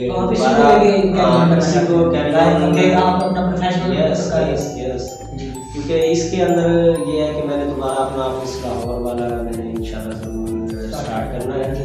तो अगर रास्ता भी बेहतर हो चुके हैं, जी वो इंशाल्लाह मैंने वो ज़रूर स्टार्ट करना है। और साथ साथ अगर वो अपना कैटरिंग के हवाले से भी अगर मेरा दोबारा स्टेबल हुआ माइंड उस तरफ, तो उसको भी अटैच लेकर चलूँगा। और इस ऑफिस के अंदर बैठ कर भी उसमें ये है कि मेरा मुख्तलिफ साइड आज़ादी यूँ समझो कि शुरू से है ना आज़ाद वर्किंग करने का शौक़ है। जस्ट यानी कि यूँ समझो कि 10 से 12 घंटे एक ही ऑफिस में, चाहे वो अपना ही ऑफिस बनाया हुआ है उसके अंदर 12 घंटे यानी कि बैठने वाला सिस्टम ऐसा नहीं है। अब अपने मुख्तलिफ हालात सिचुएशन चल रही थी, जैसे आप सी पैक के हवाले से जानते हैं, तो उधर से टेंडर मिला एक साथी के ज़रिए कि सक्खर रोडी तक हमारा ये जो सी पैक है रोड कोटले का वो कंप्लीट हो गया है। उसके बाद सक्खर रोडी से आगे 10 किलोमीटर वो भारत का यानी कि उसका मोटरवे की भारत का वो टेंडर यानी कि मिला एक दोस्त को, तो वो फिर साइट विज़िट करने के लिए हम लोग गए। मैं था और मेरे साथ एक और दोस्त, यूँ समझो कि वो 10 किलोमीटर का वो ठेका अपने पास था। तो कहने का मतलब ये है कि ये जो प्रॉपर्टी वाला जो सिस्टम है ना, ये यूँ समझो मुकम्मल ग्राउंड है आपके, क्योंकि इसके अंदर आपको मुख्तलिफ़ किस्म के कारोबारी लोग मिलते हैं।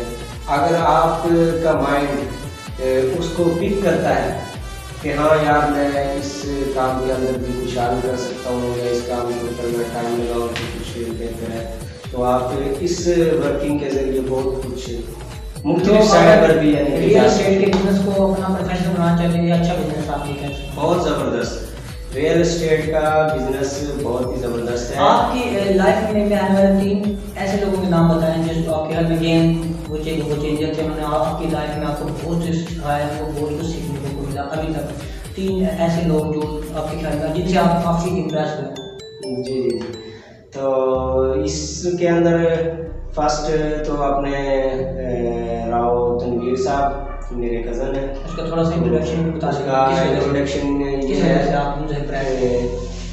फर्स्ट टाइम क्योंकि वो पहले रहते थे कराची के अंदर, और उसके बाद वो जैसे ही इधर आए MLC की तरफ बिलोंग किया उन्होंने, उसके बाद फिर मुख्तलिफ उनका भी यानी कि मार्केटिंग की तरफ उनका माइंड था कि यार मुख्तलिफ काम करने हैं। तो हमने स्टार्ट में कंपनी स्टार्ट की, वो गोल्ड माइन इंटरनेशनल GMI, उसके अंदर बड़ी यानी कि मैं और मेरे कज़न हमने बड़ी यानी कि वर्किंग की, मुख्तलिफ अचीवमेंट, मुख्तलिफ टूर्स, PC होटल कराची और लाहौर और अपना इस्लामाबाद, तो ये मुख्तलिफ यानी कि अचीवमेंट उधर से की। तो उधर भी टिका के वर्किंग की। फिर वेलफेयर का जो शौक़ था वो भी हमारा मिलजुल कर हम इकट्ठे करते थे। उसके बाद जो दीनी लगाव था वो चीज़ें भी हम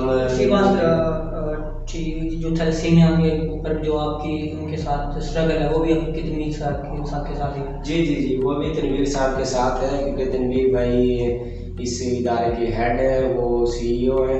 और बेसिकली तोकीर भाई, तनवीर भाई और मैं खुद हो गया, और एक थैलेसीमिया पेशेंट था उस्मान बच्चा जो इनको कल लीवर से असदार थी, अवार्ड मिलने ही जा रहा है। इसके ऊपर हमारा स्पेशल शो है, AMC हेल्थ केयर हमारा चैनल है, उसका लिंक मैं डिस्क्रिप्शन में दे दूँगा, उस पर जाकर वो शो पे जरूर देखिएगा। जी जी। तो हमने यानी कि यूँ समझो कि ये मिलकर इदारा चलाया 3 साल से, इसके ऊपर मुख्तलिफ कोशिशें की, मुख्तलिफ जगह गए। इस वक्त 170 से ज़ायद बच्चे भी रजिस्टर्ड हैं, जिनको हम मुख्तलिफ यानी कि सहूलतें दे रहे हैं। और ये नहीं है कि हम दोस्तों से ही ब्लड लेते हैं, हम खुद भी 3 माह बाद, 3.5 माह बाद अपना ब्लड इन बच्चों को डोनेट करते हैं अल्हम्दुलिल्लाह। आप थोड़ा मुख्तसर हमें बताएं कि आपकी थैलेसीमिया के बच्चों के ऊपर कितनी स्ट्रगल है, और साथ जो जिस बंदे से आप तनवीर साहब personal know him, is such a kind and gentle man and such a hard worker, he is struggling for the thalassaemia patient from a while and he faced a lot of problem in this way, but he is a courageful man and he is amazingly done his job and still he is going on his way। और आपको मतलब शायद साहब बताएंगे। जी जी जी बिल्कुल। तो thalassaemia पर बेशुमार यानी कि वर्किंग की थी मैंने और तनवीर भाई ने। 175 पीपल्स आपके साथ रजिस्टर्ड भी हैं, वो खानदान फैमिली जी जी थैलेसीमिया बच्चों वाले। जी जी, वो खानदान भी रजिस्टर्ड है। उसके अलावा मेरा जो सिचुएशन ये है कि बहुत ही अचीवमेंट की बात है, मैं स्ट्रगलिंग दौर की बात करूँगा, आप लोगों दोनों ने कितनी स्ट्रगल की स्टार्टिंग के दौर में, और कितना मुश्किल था ये सफ़र? नहीं, स्टार्ट में तो ये समझो कि बेशुमार टेंशनें थी, बहुत मुश्किलात थी। हमने बताया बस वाला सफ़र। हाँ जी, हमने तो ये सोचा था कि शायद इधर थैलेसीमिया पेशेंट 10 से 15 लोग होंगे, बच्चे होंगे। तो लेकिन जैसे इदारा आगे ग्रो करता रहा और हमने पब्लिश किया मज़ीद, तो पेशेंट बढ़ते रहे। तो जब 50 पेशेंट इधर हो गए थे, तो हमारा इलाका ये समझो कि MLC एक थोड़ा सा बैकवर्ड इलाका था। तो उसके जो पेशेंट थे उन्होंने तो यूँ समझो कि किसी बड़े डॉक्टर को बच्चों का चेकअप आज तक नहीं करवाया था। तो हमने कोशिश की, तो उसमें ये है कि जो फेडरेशन की चेयरपर्सन है डॉक्टर जवेरिया मनान साहिबा, उनसे हमारा डॉक्टर हमदा साहब के ज़रिए उनके साथ रब्ता हुआ। हम एक मुकम्मल गाड़ी यानी कि उन बच्चों की, उनके वालिदैन के समेत वो हम लाहौर लेकर गए। यूँ देखो कि हमने यानी कि कोशिश की कि अपने आप को सुकून नहीं देना इन बच्चों को, यानी कि जितना हो सके सुकून दे। यहाँ MLC से लेकर लाहौर तक का सफ़र खड़े होकर सफ़र किया, और एक आम जो बेडफोर्ड गाड़ी, एक डेवो गाड़ी नहीं, बेडफोर्ड गाड़ी, जो आप समझते हैं कि कितने घंटे का उसका लाहौर का सफ़र 400 किलोमीटर का हो सकता है। तो यानी मुख्तलिफ मसाइल, मुख्तलिफ कैंपिंग, मुख्तलिफ इशूज़, तो बेशुमार वर्किंग की। तो आप सोच रहे हैं अपनी ज़िंदगी का निचोड़ जो है, जो आपको उस मतलब कि इंसानियत की स्ट्रगल में जो सुकून मिलता है ना, वो किसी और चीज़ में है नहीं। So you hard work for the humanity, और बच्चों के लिए आपने इतना वो सोचा, तो that is the biggest point. जो आप समझते कि आपने ज़िंदगी में कुछ अचीव किया, तब तक यही किया कि थैलेसीमिया बच्चों के लिए आपने बहुत स्ट्रगल किया, अपना खून पसीना माल जान सब के साथ स्ट्रगल किया। जी जी जी, ये यूँ समझो कि मेरी सबसे बड़ी अचीवमेंट है। और अल्लाह ताला आप सबको भी और वक़्त पैसा सब कुछ, मैं अपना वक़्त भी اور جتنا ہو سکتا ہے، بلکہ میں اپنا اگر کوئی کاروباری میرا سسٹم کاروباری ٹائم ہوتا ہے تو بعض دفعہ میں اس کو مس کر کے ادھر میں اپنا ٹائم اسپینڈ کرتا ہوں. مختلف ایشوز، مختلف ادارے کی پرابلمز مختلف ٹائم پر آتی رہتی ہیں، تو اس میں میری پہلی پریارٹی جو ہوتی ہے وہ اپنے تھیلیسیمیا سینٹر کو میں فوکس کرتا ہوں. جب تک ان بچوں کے لیے اگر کچھ نہ کروں تو یوں سمجھو ذہنی طور پر سکون ہی یوں سمجھو نہیں ملتا. یہ بہت بڑی الحمدللہ کہ اچیومنٹ ہے میرے لیے. میل سے بلڈ تھیلیسیمیا سینٹر میل سے میں یہ موجود ہے، اور یہ لوگ بہت اسٹرگل کر رہے ہیں اور بہت بچوں کے لیے کام آ رہے ہیں. دل جان سے اپنا وقت کس طرح کے شاید صاحب نے بتایا کام کر رہے ہیں، اور ان کا بچہ ایک نیشنل لیول پہ بھی گیا، عثمان، جس کو کل صدارت ایوارڈ ملنے والا ہے. اب اس کے اوپر ڈیٹیل شو بھی آپ ہماری ڈسٹرکٹ میں AMC ہیلتھ کیئر پہ جا کے دیکھیں گے انشاءاللہ. سو آپ لوگوں کو آپ اس کے بارے میں پہلے بھی معلومات پڑی ہوگی، اور تھیلیسیمیا جو کہ بچوں کے لیے چینل بنایا گیا ہے AMC ہیلتھ کیئر، وہ بھی بہت مفید چینل آپ لوگوں کے لیے. تو ضرور وہ جائیے گا، دیکھیے گا، سبسکرائب کیجیے گا. اور یہ بھی آپ اس کو آپ اگر کچھ بھی نہیں دینا چاہتے، ہمارے اندر اب یہ صدقات زکات والا سسٹم بہت ہی تھوڑا رہ گیا، اور اسی لیے سب کو مشکلات، اس لیے سب کو ہماری مشکلات کا سامنا کرنا پڑا. اگر آپ دو گے تو اللہ آپ کو بہت زیادہ تعالیٰ کہتا ہے کہ مجھے قرض دو، مطلب اللہ تو قرض کی کیا ضرورت ہے؟ اللہ کہتا ہے کہ میرے انسانوں کو قرض دو تو وہ مجھے قرض دے گا. میں چلو پتہ نہیں کتنے گناہ کر کے لوٹاؤں گا، مگر ہاں میں دینے والی باتیں بہت کم ہو گئی. اگر کوئی کچھ بھی نہیں دے سکتا تو کم از کم اس چانس کے تھرو بچوں کو سپورٹ جو وہ کریں. تو come back to you sir. اب سیکنڈ پرسن آپ بتائیں سر، کافی امپریشن.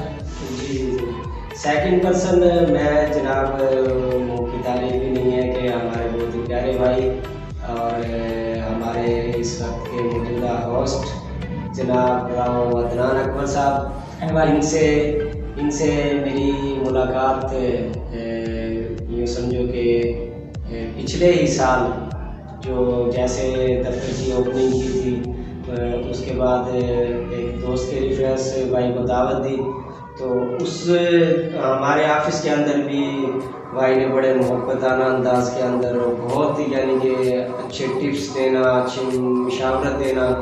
تو میں ان کی ایجوکیشن ماشاءاللہ انہوں نے 2 MA کمپلیٹ کی ہوئی ہیں، اور تیسرا ان کا ماس کمیونیکیشن ان کا ماشاءاللہ جاری ہے. تو لیکن ان کا انداز، ان کا جو رہن سہن، جسٹ ان کے اندر نا انسانیت یعنی کہ جھلکتی ہے. اور انہوں نے اچھے دن بڑے یعنی کہ بڑی ٹاپ کی ہائی یعنی کہ جاب کے اندر رہے. تو اس وقت بھی ان کے اندر یہ تھا کہ ان کے بعد جس وقت بھی کچھ آنا، انہوں نے مختلف دوستوں کی ہیلپ کرنی، اور یہ مختلف ان کے اندر نا وہی چیزیں مجھے لگی کہ جو میرے دل کے اندر سے پہلے تھی، ایک انسانیت کا درد. تو ان کو میں نے جو چیزیں دیکھا کہ نہ کوئی ان کے اندر تکبر ہے، تو میں نے ان کو بڑا یعنی کہ یوں سمجھو کہ اچھا پایا. تو یہ بھی میری لائف کے اندر جو دوسرے وہ شخص ہیں.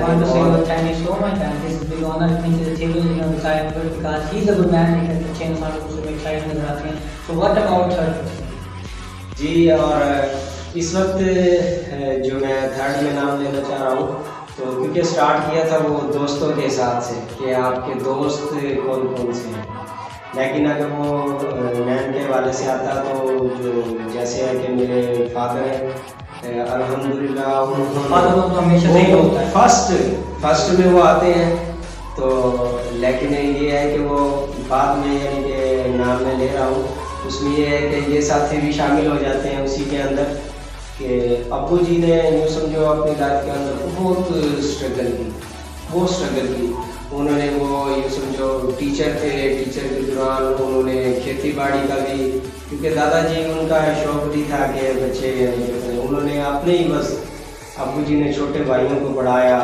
پھر اس کے بعد یوں سمجھو کہ ہمارے علاقے کے اندر انڈسٹری تھی، کاٹن کے لیے بہت مشہور علاقہ ہے میلسی کا. تو اب پہلے 110 انڈسٹری میلسی کے اندر ہوتی کاٹن کی. تو ابو جی ادھر ایک انڈسٹری کے اندر مینیجر ہوتے تھے. اب سکول بھی جانا، ادھر کاٹن انڈسٹری کے اندر مینیجر تھے، ادھر بھی یعنی کہ یوں سمجھو 8 گھنٹے ٹائم دینا، اور پھر گاؤں یعنی کہ کھیتوں کے اندر اپنی زمینوں کو سنبھالنا، وہ ٹائم بھی دینا.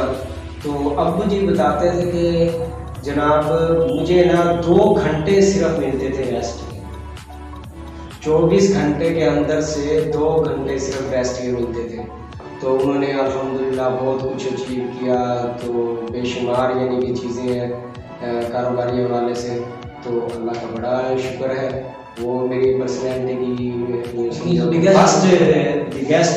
فرسٹ شخصیت ہیں، اور اسی چیز کو میں مد نظر رکھتے ہوئے کہ میں نا یعنی کہ ایک کام پر اگر فوکس اسی وجہ سے نہیں کر پاتا، میں اپنے والد کی جو اسٹرگل کو دیکھتا ہوں تو میں مختلف سائڈ پر یہ وہ میں کہتا ہوں نہیں یار ادھر بھی محنت کی ضرورت ہے، ادھر بھی ضرورت ہے، اگر آپ ٹائم دے سکتے ہیں تو آپ اپنا ٹائم نکالیں اور مختلف پروگرام کے اندر آپ اپنا ٹائم اسپینڈ کریں، جس سے آپ اپنے آپ کو، اپنے معاشرے کو، آپ یوں سمجھو کہ معاشرے کو بھی یا کسی عوام کو سپورٹ بھی اسی وقت کر سکتے ہیں کہ آپ خود سپورٹفل ہوں گے، آپ یعنی کہ خود امپروو ہوں گے۔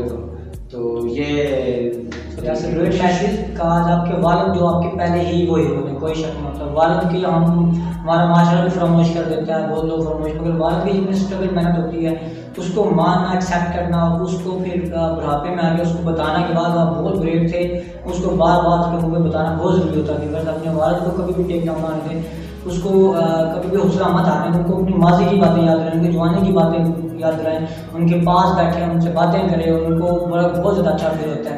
So now my next question is very harsh, اور آپ کو اس کا جواب دینا ہوگا تھوڑا سخت ہے، تو ٹیل می اباؤٹ 3 پیپل جو بہت ہی برے ثابت ہوگا آپ کی زندگی۔ واقعی عدنان بھائی سوال تو آپ کا سختی ہوتے جائیں گے، سوال آپ کا واقعی کافی سخت ہے، مگر سچ بولنے میں کوئی ایشو نہیں ہوتا۔ تو اس کے اندر یہ ہے کہ جو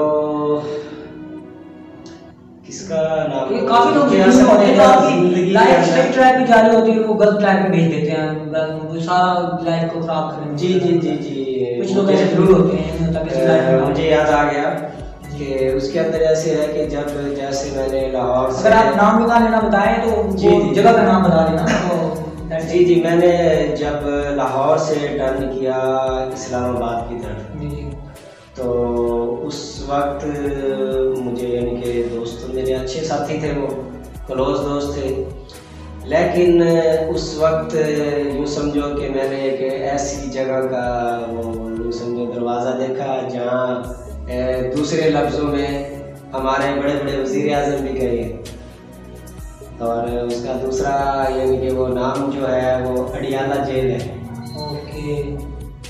اور وہ میں نے کس طریقے سے دیکھا کہ میں جیسے آپ کو بتا رہا تھا کہ مختلف یعنی میرج ہال کے یعنی کہ مینجمنٹ ڈائریکٹر تھے، تو ادھر ہمارے ساتھی تھے، تو ہم ادھر آپ کو پتہ ہے اسلام آباد کے اندر یہ رکشہ وغیرہ تو بہت کم، ٹیکسی زیادہ یوز ہوتی تھی، تو ہم مختلف بکنگ پر جاتے تھے کوئی پروگرام۔ انہوں نے ایک ہی شام کو ہماری کمپنی کے 3 ایونٹ تھے، تو 2 ایونٹ کی طرف، اب میں الحمدللہ وہ کوئی تعریف والی بات نہیں ہے، وہ دوستوں کی وجہ سے ہی صبح شروع سے یعنی کہ تھوڑی سی سوبر سی وہ سسٹم ہوتا تھا، تو وہ جو گروپ ہوتے تھے وہ کہتے تھے کہ یار ایونٹ میں اس ساتھی کو ہمارے ساتھ جانا چاہیے، اس ساتھی کو ہمارے ساتھ جانا چاہیے، تاکہ آگے پارٹی کو اچھے طریقے سے ہم ڈیل کر سکیں۔ اچھے دوستوں کی بھی ضرورت ہوتی ہے جو سنسیئر طریقے سے کام لیں۔ جی جی، تو ہمارے وہاں پہ بالکل آپ نے صحیح کہا کہ کافی وزیر اعظم گئے ہیں، نہ صرف نواز شریف گئے ہیں اور بڑے بڑے رہنما، تو آپ نے وہ اس ماحول کو کیسا پایا جا رہا ہے؟ آپ نے آپ کو بڑا دل کیا، میں وہ تھوڑا سا آپ کو وہ اس پوائنٹ کی طرف بھی لے کر جا رہا ہوں، تو اس میں وہ تھا تو بڑا بیڈ پوائنٹ کہ میں وہ یہاں پہ ہمارے معاشرے میں اس کو اچھا سمجھتا ہے، لوگ جیل گیا وہ اس کی ٹھاٹ ہو جاتا ہے معاشرہ ایسا۔ تو وہ میرے ساتھی تھے، انہوں نے کہا کہ یار وہ فلاں مہندی کا پروگرام ہے اور آپ نے نہ ادھر یار بڑی اچھی شخصیات میں آنا ہے، تو آپ لوگ ادھر ہمارے ساتھ لا دیجیے۔ تو اس ایونٹ پر باقی تو کسی نے جانا تھا، انہوں نے کہا کہ یار آپ کی شرکت ہے ہم سب کی نا ادھر، وہ ایونٹ یوں سمجھو پہلے سے سیٹل ہے اور ہماری 3-4 ساتھیوں کی شرکت ہے، اس میں وہ 3 دوست میرے اور ساتھ تھے اور میں بھی ان کے ساتھ تھا۔ اب مجھے ہلکی پھلکی ڈرائیونگ بھی آتی تھی، اب انہوں نے ایسے جی جی یس، تو انہوں نے نا ہم نکل گئے رات کو تقریباً کوئی 12:30 کا ٹائم ہو، اور یوں سمجھو ہم مری روڈ پر اس وقت جا رہے تھے، उन्होंने रास्ते में ड्राइवर को रोका और ब्रेक लगा कर, मुझे नींद आई हुई थी, मैं सो गया था। नहीं, टैक्सी गाड़ी थी ना, मैं पीछे तो मैं उस वक्त पीछे सो गया आराम से, और मेरी एकदम ब्रेक लगने के बाद मेरी आँख खुली तो उसने एक जो ड्राइवर के साथ बैठा था उसने दुआ निकाला, और जो एक मेरे साथ पीछे बैठा था उसने पीछे से, ऐसे ही दो करके वो ड्राइवर को, जैसे ड्राइवर को रखी मैं चौंक गया। मैंने कहा यार ये क्या ड्रामा है? कह रहा बस खामोश कर दो, चुप हो जाएगी, देख बस। अच्छा जी, वो उन्होंने क्या किया, उसको ना बांध दिया ड्राइवर को साथ नीचे उतार कर एक दरख्त के साथ बांध दिया, और मुझे कहने लगे कि गाड़ी मोड़। मैं कहा मैं तो इसको हाथ भी नहीं लगाता, तुमने मुझे बताया तक नहीं, अगर कोई ऐसा प्रोग्राम था मुझे बताते तो आप, अगर बता दें तो आप उनके साथ शामिल कतन ऐसा नहीं था कि मैं उनके साथ जाता। तो मैं भाई वो कह रहे नहीं तू एक बार गाड़ी मोड़, मैंने भाई गुस्से के अंदर वो गाड़ी को बैक किया, ये वो बस यानी कि एक लम्हा था, और यूं थोड़ा सा सफर था, तो मैंने वो गाड़ी को बैक किया गुस्से में, और स्पीड से ना गाड़ी अपने दोस्तों की तरफ ऐसे की कि जैसे मैं उनको नीचे ही देने लगा। तो एकदम मेरे ज़हन में बस उसी लम्हे भर के अंदर आया कि नहीं ये तुम गलत कर रहे हो। मैंने जोर से ब्रेक लगाई कैची, तो वो दूसरा साथी तो कहने लगा नहीं बस तुझे चलानी नहीं आती है गाड़ी, तू इधर बैठ। मैंने कहा शुक्र है चलो। अच्छा मैं वो साइड पर बैठ गया।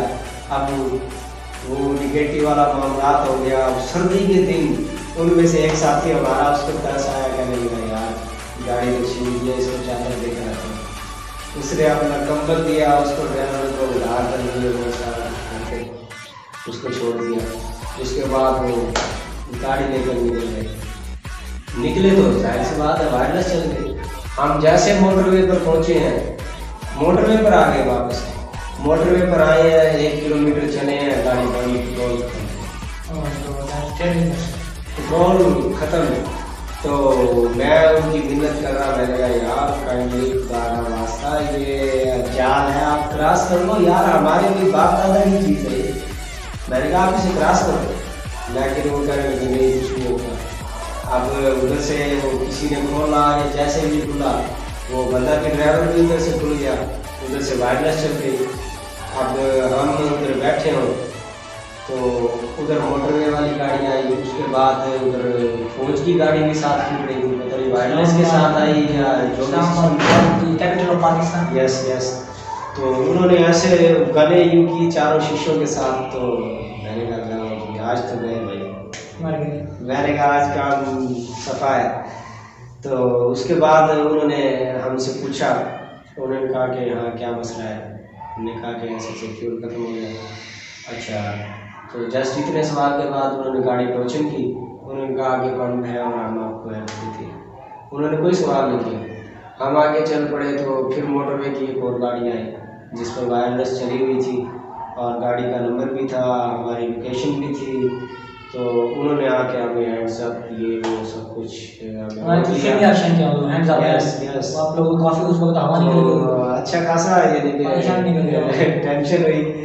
तो उस वक्त उसमें भी यानी कि वो कुदरत की तरफ से एक साथ ऐसे था, और मैं भी यानी कि मैट्रिक का स्टूडेंट था। अगला बंदा भी देखता है कि इसमें ये है कि पुलिस है ना, पुलिस का महकमा बहुत ज़्यादा बदनाम है, लेकिन माशरे के अंदर अच्छे लोग भी बेशुमार जी, अच्छे पुलिस बहुत। उस वक्त यूँ समझो उन्होंने हर अलग अलग बंदे से कमेंट्स लिए, मुझसे कमेंट्स लिया कि हाँ जी बताएं आप, गुस्से के अंदाज में। अच्छा, जो सीनियर ऑफिसर था ASI था तकरीबन, तो मैंने उनको बताया कि मैंने कहा सर मैं तो ना वैसे छुट्टियों में आया था और सैर व तफरीह के माहौल से, और मुझे ये हकीकत में नहीं मालूम था कि ये मामला ना होना है। मैंने कहा चलो इस्लामाबाद की सैर हो जाएगी, काम का काम हो जाएगा, और ऐसे ऐसे ऐसे जी। तो मैंने कहा सर मैं तो स्टूडेंट हूँ 10th क्लास का वैसे। तो उसको यानी कि यकीन आ गया इस बात पर। उसने कहा अच्छा, कह रहा है कि उसने हमें चारों को इकट्ठा किया, और इकट्ठा करने के बाद उसने कहा कि बेवकूफ़ हो तुम लोग, तुम्हारे पास कितना टाइम था निकलने का, फरार होने का। कहता तुम्हारे पास कितना टाइम था और अब भी तुम्हारे पास टाइम है। उसने ये बोला कि अब भी तुम्हारे पास टाइम है। वो अपनी गाड़ी के पास खड़े हो गए और यूँ समझो उन्होंने 10 मिनट मुख्तलिफ चाय मंगवाई, ये वो आगे पीछे की बातें करते रहे और यूँ समझो वायरस चली हुई थी मुतलका थाने की, मुतलका चौकी की भी। तो उन्होंने आना था, उन्होंने टाइम 10 मिनट का इसलिए दिया था कि जब तक वो गाड़ी आती है उससे पहले अगर ये लोग जाना चाहें। तो जाल क्रॉस करना था यार, रोड क्रॉस करना था, हम कर सकते थे। लेकिन मैंने कहा उन दोस्तों को करने लगे, नहीं एक का कोई ताल्लुक था किसी बड़े ऑफिसर से, करने लगा उसकी कॉल आएगी, कोई टेंशन ही नहीं है। मैंने कहा यार मरवा दिए। हम उस वक्त फिर वो मुतलका चौकी की गाड़ी आ गई। जैसे गाड़ी आई तो उन्होंने हमें उठाया, रात को 2 बजे का टाइम। उन्होंने चक्री बाईपास, चक्री पर जो चौधरी निसार साहब का इलाका है तो पिंडी के अंदर, उधर जो मुतलका थी चौकी, उस पर वो लोग हमें ले गए। उस पर ले गए तो बस कमाल की सिचुएशन थी कि आप ये देखें कि हम 4 लोग थे और उन्होंने कुछ नहीं पूछा कि हाँ क्या हुआ क्या नहीं, बस जाने के बाद उन्होंने लंबा डाल दिया। 4 की धुलाई, फर्स्ट सेकंड थर्ड चौथे नंबर पे मेरा नंबर था। वो तीनों की जब धुलाई हो रही होती थी, मेरा आने से पहले मैं गया यार ये क्या बनेगा, this is biggest event of your life. तो बहुत यानी कि ना उस वक्त टेंशन। आप ये देखें कि वो 2 बजे से लेके फजर की नमाज तक, तो वो रात आपने ये सिस्टम हमारा जारी रहा। यानी 1 2 3 चौथे बंदे के बाद फिर पहले बंदे की बारी, दूसरा तीसरा फिर मेरी यानी के बारी। तो यानी क्या आप लोग किसी को पता कर गया तो उस वक्त ना फजर के टाइम तक ऐसे ही सिस्टम चलता रहा। बहुत यानी कि ये सुनने में साथ में करती समझो कि ये रियल स्टोरी है तो कोई सुनाता भी नहीं, लेकिन मैंने कहा यार खैर ऐसी कौन सी, क्योंकि वो जनान भाई ने पूछा कि यार कोई बैठ गया, अगर कोई फ्रेंड ऐसे आए हो रिश्तेदारी होता है कि बुरे दोस्त आपको कहाँ काम खा।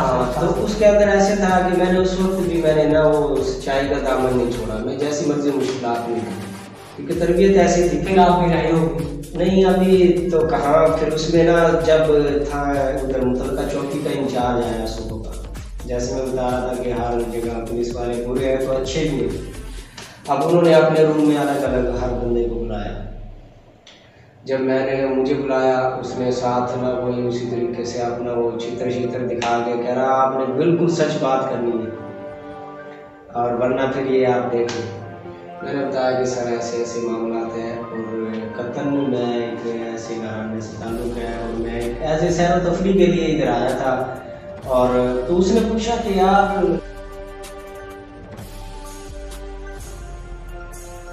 दिलचस्प और मालूमाती वीडियो देखने के लिए हमारे चैनल को सब्सक्राइब करें, लाइक करें और कमेंट्स में अपनी राय देना कभी ना भूलें। आइए वीडियो देखते हैं।